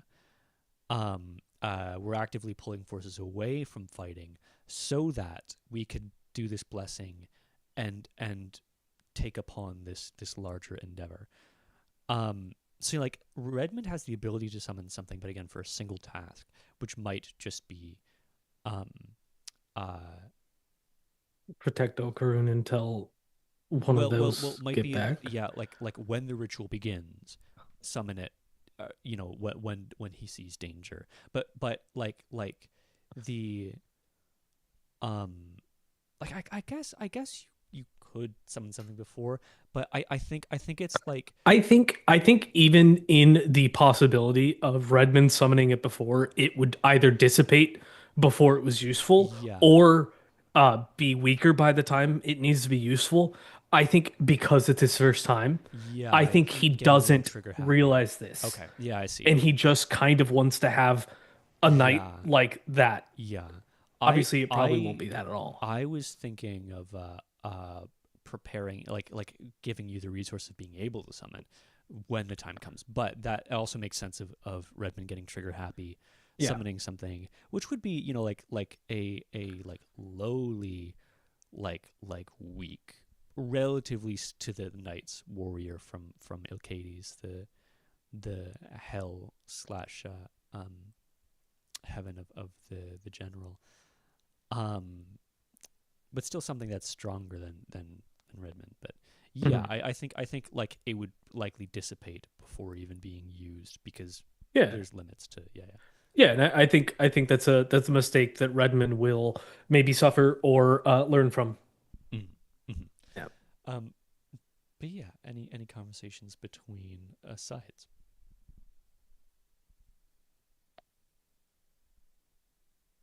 I think after Nicodemus's, I guess, kind of baptism by death, I think he would probably stick close to the other devotees and probably not interact with much unless someone reaches out to him.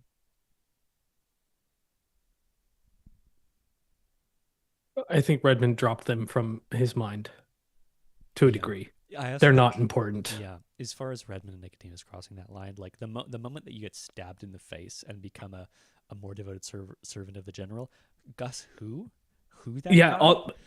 Also, you're going to threaten a guy that was in part the reason that two people came back from life. Again, I think it's confidence where it shouldn't be, to a degree. I also think, I imagine there is something for Redmond in envisioning the person who saved him back at the Cloud Tower, and imagining that guy was one of those people that Okaran talked about, of like receiving higher power from the general and then immediately dying because he was fighting. I think And he was this glowing. fantasy of this person His in your bald head. Yeah. Imagine this fantasy of this person, which is even farther from the real. Yeah, world. is there a way when Redmond to have summoned this knight to kind of look like Gus? No, okay. That'd be funny though. Funny. Like have a mutated version of Gus.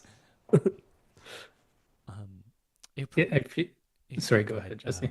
no, No, you can finish your thought. no, I finally realized what it would be. It would be like an imp. It would be like an impling thing. It would be like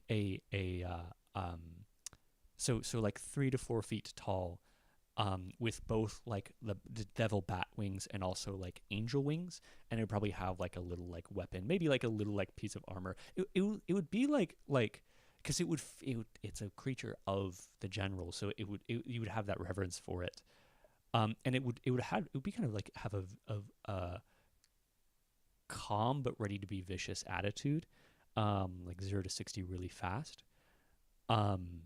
But yeah, that's what it would look like with the like white and red marbling. But yeah, go ahead. Gosh, I was gonna say I couldn't figure out John or Gus, and then I was gonna say gosh or Josh. Go ahead, John. Uh, yeah, I think bad idea or not, I don't think Gus would sentence Redmond to death without trying to talk to him first.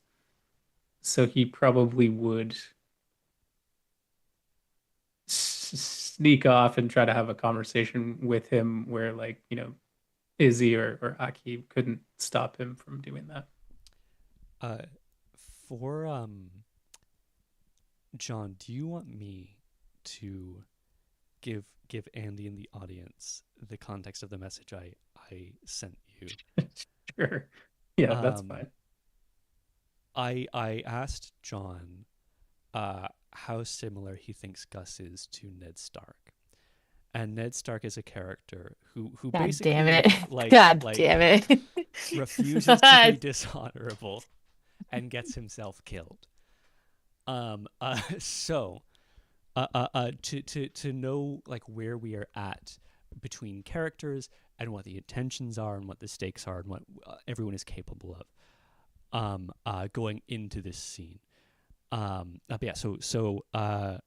yeah, do you think Gus has seen the face of Redmond in the last couple of days since he had this mark? I guess that would depend on how much they've kind of been around people. I'd ask you, Andy, or like if they're just in their own new club sort of thing. Definitely not in his own sort of club. I mean, he is technically the commander of the forces, and so his face is seen. He has to do his job still. Yeah, because his priest didn't take that position. He is just a voice of a god. Mhm. Yeah. And so yeah, you'll definitely see his face uh before. I think probably only from a distance. Like I think maybe people have been playing defense on Gus to keep him away from Redmond from spoiling any plans. So I think maybe I haven't seen it up Yeah. close though. The damage that would have been done by a thick serrated blade, like would have knocked Redmond's teeth out, which means that there is like scar within Redmond's mouth that might like change his accent ever so slightly, right? It's like on the gums up here, and like through, like it's through his body. Um, uh, it's almost, if Gus wasn't a member of the Legion, it'd be hard to look at. It would be hard to look someone in the face with that much damage that was then immediately healed. Um, but yeah, And the writing you're talking about, like that's legible, like even though I don't understand it. So yeah, it's celestial and infernal. So celestial's written in a ring, and then I think the infernal's within, which is written in like lines downward with symbols on either side of the line. Yeah.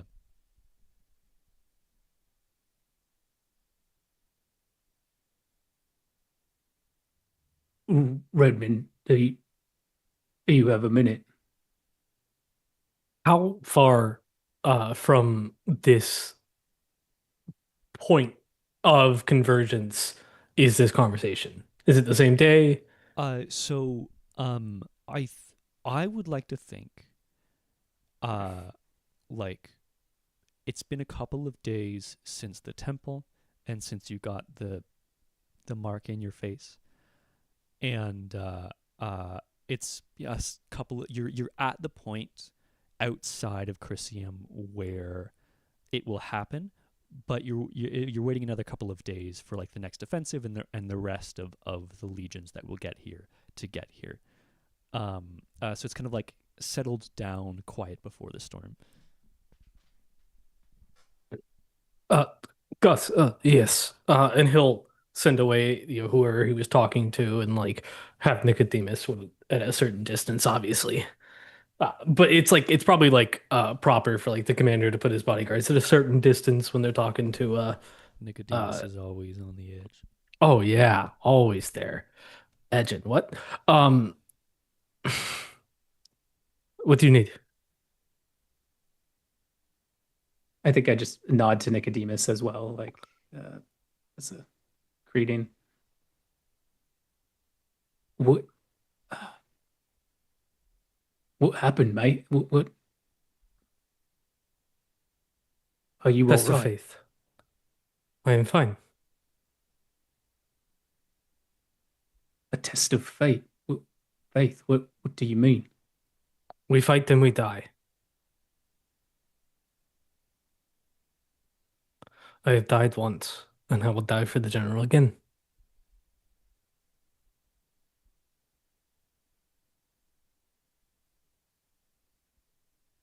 This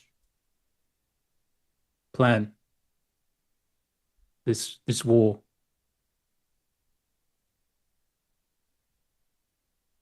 You're sure about this?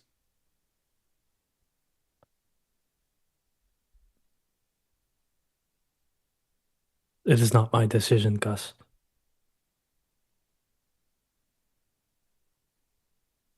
Whose is it? It is the will of the general.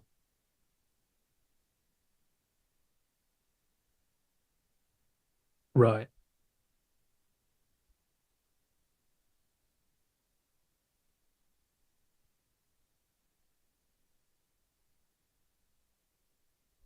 And this test, this mark,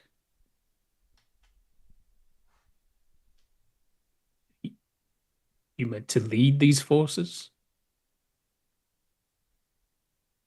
If that is what I am supposed to do, then yes.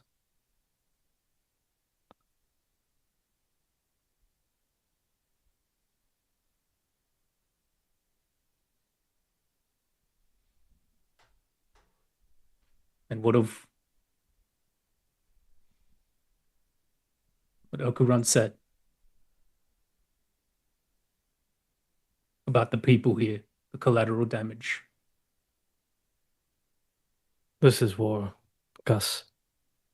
You know more than most. Collateral damage is inevitable. But also avoidable. Yes. Will you avoid it? Depends on the cost. And if it's my decision.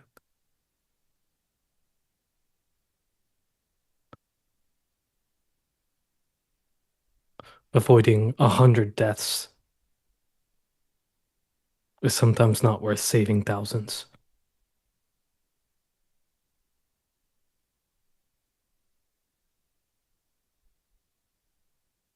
Right. You might be right.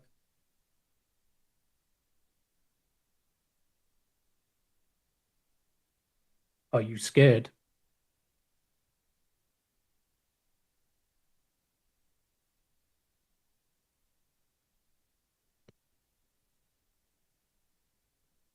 I don't know.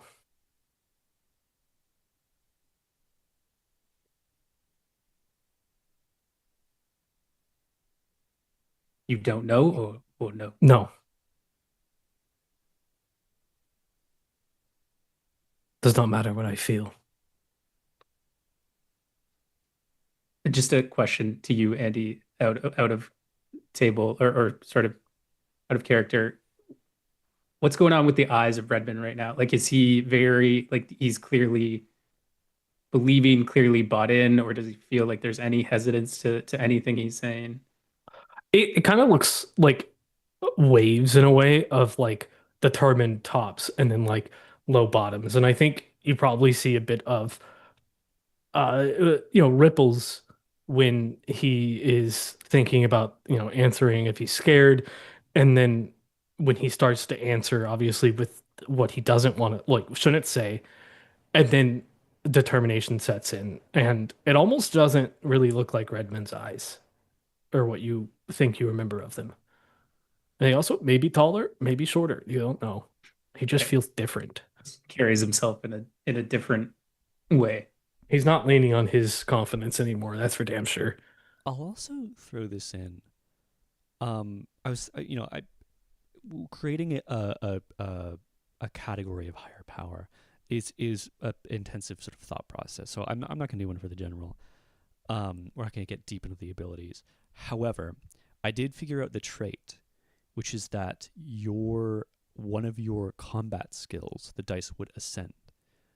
not tier up, but ascent. So if you were 5 tiers of warrior, you would have D14s by standard. So Redmond is still 2 tiers of warrior, but Yeah. now at D8s. Okay. And then The number doesn't go up though, your like the total amount. tiers. Yeah. And Okay, that, so basically, I would pick a third tier warrior. no, No, just the stamina amount and just the the die. dice ascend. The stamina Not the amount amount. stays Okay, the so same. cool. Yep, that's what I was wondering. Yeah. Yep. Okay, cool. That's 87, not an 8. Whoops. Yeah, I have 7D87. Yeah. But so that I think all that to say, I think that also informs like you're standing more as a warrior. You're standing with more Yeah. confidence and more skill Mhm. than you had previously. Yeah. I think having touched on that, the sort of the waves that you were talking about, he kind of changes his tactic.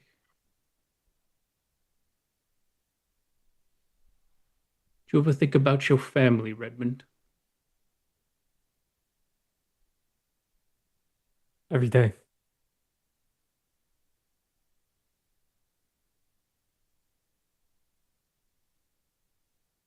What do you think they would do? Brendan's mostly thinking of what he remembers for the family, not who they were in the end, because he didn't really know much of what happened. They fought for the cause they believe in.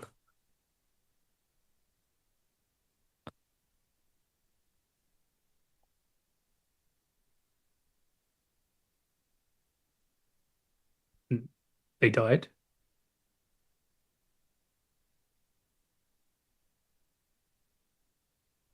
I'm not completely sure.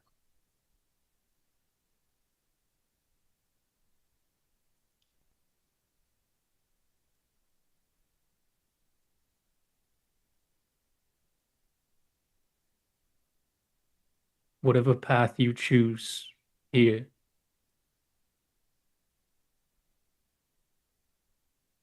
I just want you to think of all the families in this land. That's all. I don't mean to tell you what to do or how to do it, but just think about the families. I will think about my family, and you will think about yours. I'll ask a question to Andy/Redmond. Um, are Gus's words, despite how Redmond presents, are Gus's words hitting something with him, or is it pissing him off?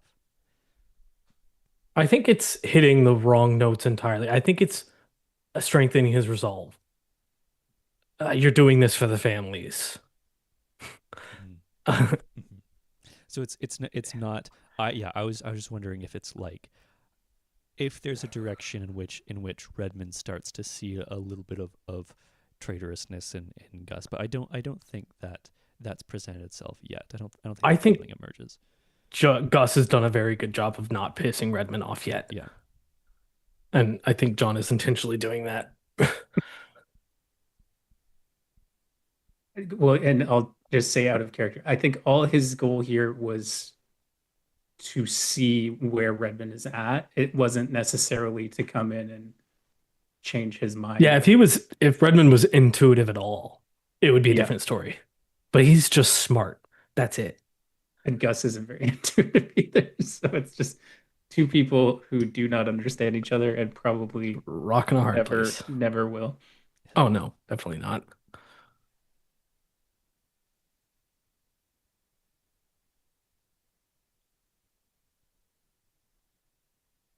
I will think about my family.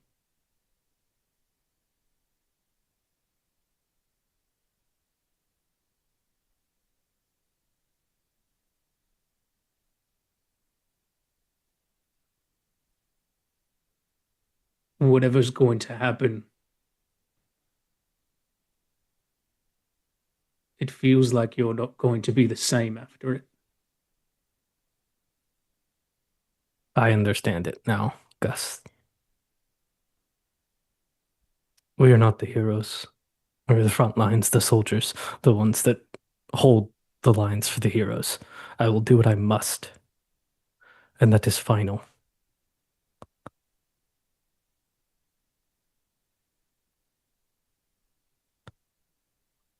I think I'll just say goodbye to this version of you. It's been a pleasure. Well, sometimes.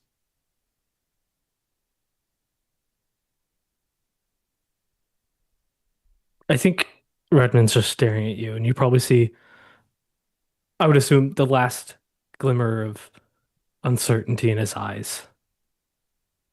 And then he slams the door shut as he turns around and walks away. I was gonna say Gus's hand was reached out, so I think it's even better if you close it while he's like reaching out the hand. Close the door isn't like the metaphorical door. Mhm. Oh, And sorry, we I thought were you meant talking about, physically yeah. close Yeah. the door. Yeah, I think because I still think like the idea of Redmond just turning as Gus's hand is Yeah. reached out is, but Yeah, okay. yeah. And Gus will nod at Nicodemus if he's still watching, and then walk away. As Redmond, oh, go ahead. I think Redmond will, at that point, after that conversation, try to dig up anything about Gus that he can find. Mm. And I think it's Gus is gonna either say something stupid or whatnot. So I want to have ammunition behind it. But it's not like I think he's gonna kill someone. It's more of like he's Redmond talks more than he fights. So again, his first thought is talking. So even if he doesn't get this information now, I think he would like try, I you know. got you. Yeah. I will say, let's have a brief scene. Let's say like Nicodemus can help with that. Um, walking away from that with Nicodemus, let's have a brief check in with like these two characters. Of like, you know, reflection on Gus's weird interaction in these days leading up. Maybe the two of you are thinking about like, where is Gus's heart at? Is he gonna leave? Is he gonna stand with us? Do you think is he gonna make it to the other side? Those kinds of questions might be brewing around. But yeah, what do you think these two characters are kind of talking about as they walk away, and Redmond kind of has this idea to start looking into Gus a little bit more?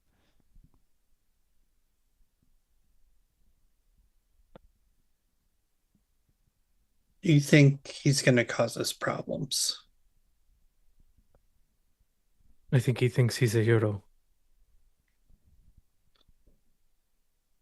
I agree. I think he got a taste for it back in Valia, and he can't get the ideas out of his head. Let's let him be one then. And he's heading to like his, command whatever place. And I think he's gonna try to put Gus on much of the front line of any fight he can. Uh Nicodemus, do you think you can get up as much information on him as possible? His family, his problems, his past, people he's hurt, just in case he survives the front lines.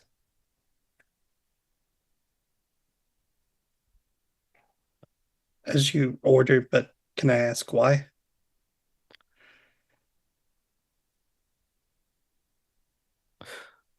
If he survives,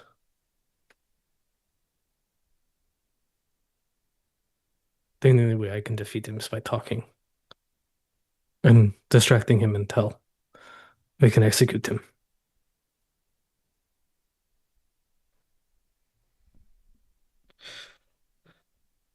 So you don't want him rallying anyone to his side. I didn't think of that. Keep an eye on him as well. You have full command over your archers for this, or scouts, whatever would be equivalent. As you wish. I'll find what I can. Keep eyes on him. He won't be able to pull anything over you. We fight then die. I will not. Then we fight some more. And I walk away. Jacob and John, I would like a contested luck check. Which for those of you who don't know, each of them are going to roll 3d6. They're going to look at their dice and place a guess on how many dice of mine that they match, as I am also rolling 3d6. Whoever has the closest guess wins. And I'll tell you what this is for in but a moment. But let me know your bets when you are ready. We roll first, right? Roll first, yeah. Roll first, Yeah, see okay. your dice, and because if you have like 3 ones, you'd be like, oh, Yeah, probably 1 or 0. Mhm. Yeah. I'm betting 2. Betting 2. And the goal is just to be correct, not to have the most matches. Yeah, to be the most correct, not the most. The matches. most correct. Got a good spread, Yeah. but I don't want to say 3. If I say 2, we're just Yeah. Here's the thing: is that, if both of you are right, then it also defers to most matches, as like a secondary thing. But you can both say 2, and we'll have And then, different yeah. matches with me, right? So true. I'm going to say 2 as well, just Okay. because I have 3 different rolls. So Jacob, what are your numbers? 2, 4, 5. John, what are your numbers? interesting. 4, 5, 6. Okay. 4, 5, 6, and 2, 4, 5. Both of you have 2 matches. I'm going for with 2, 5, 6. I'm going to re-roll my pool until we get a clear outcome.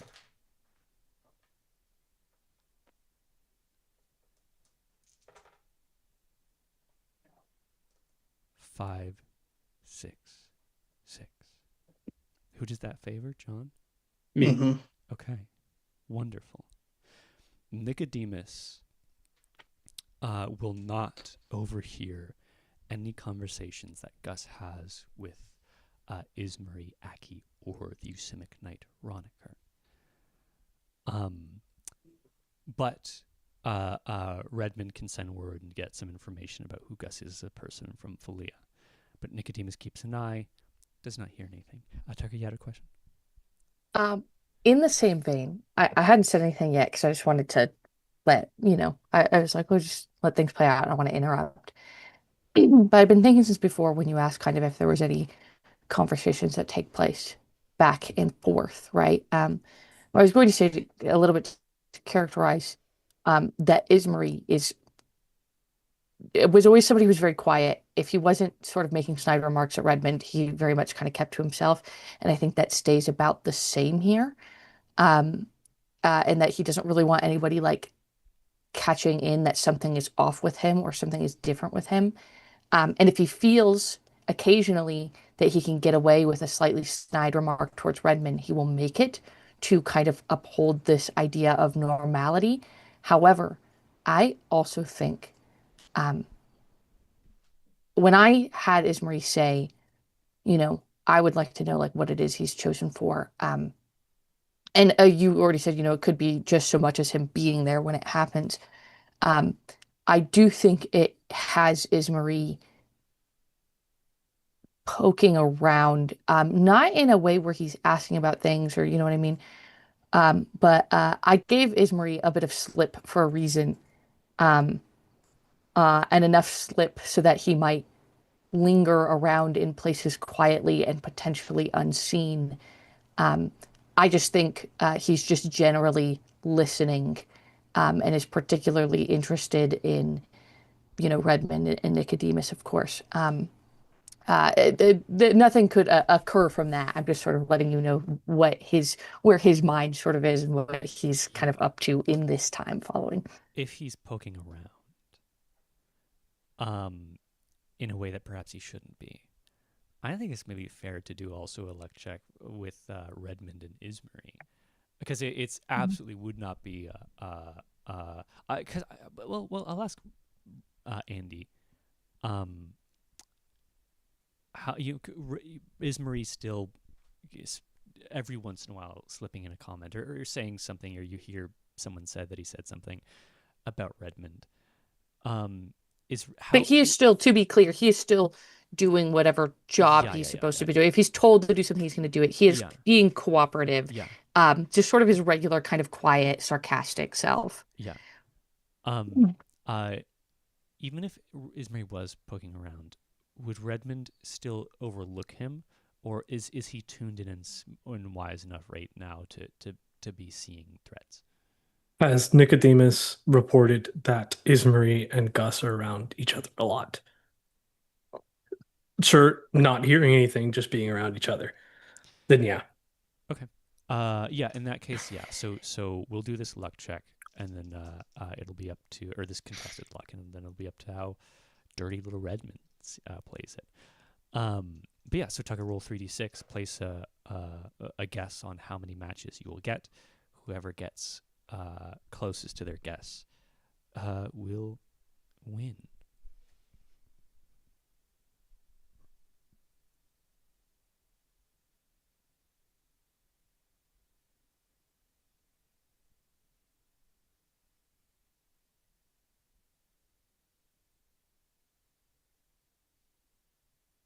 These are nerve-wracking. Yeah. Yeah. Tucker's just building suspense. Sorry, I'm pulling up a little dice roller. I don't have, I do have dice in my drawer, actually. I'm a liar. Yeah, he's doing it for suspense, I was also just like taking a moment to read like some of the slip skills. So I was a little distracted by that. Because it is something that Ismarie is generally pretty good at. Goodness gracious, my heart. Okay,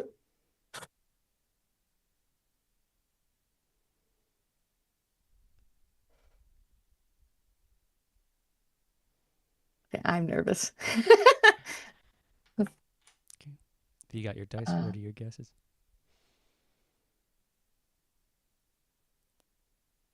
Two.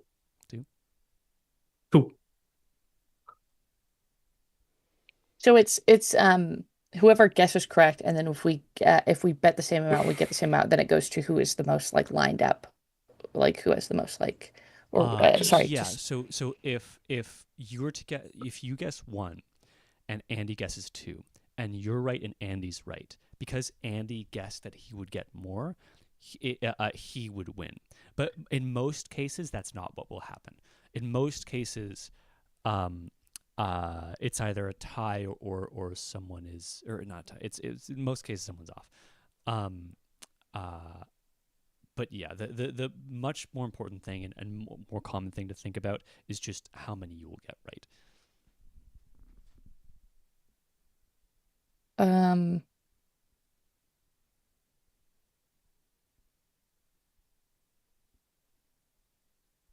I tend to have bad luck. I'm gonna guess one. Okay. Andy, what are with two guessing two matches? What are your dice? 3, 4, 6. Tucker, with 1. What are your dice with one match? Yeah. 6, 5, 2. What are you smiling about? Well, because there's an answer and we don't know it yet. Stop smiling. They love having answers. 2, 3, 3. Which means that Yeah. Ismarie, Yeah. I Mm. believe, favors. What? Um, I mean, it's better. I was gonna kill him. yeah. I'm gonna get your ass. Ismarie pokes around. And I think you know that you discover that Redmond is trying to put Gus on the front line. So And Ms. Ismarie as well. He's trying to put a mage on the front line for some reason. so strat for that. Well, actually,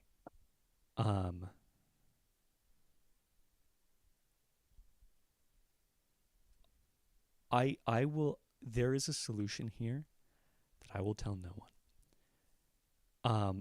As far as anyone is concerned, or as far as Redmond especially is concerned, Ismarie and Gus will be on the front lines when the Holy War begins.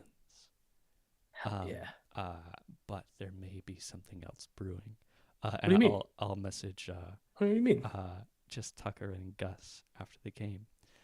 Fucking But love it. as plans are brewing, and we're at the precipice of a huge change in the landscape of Svedenham that will be ushered in by just some small people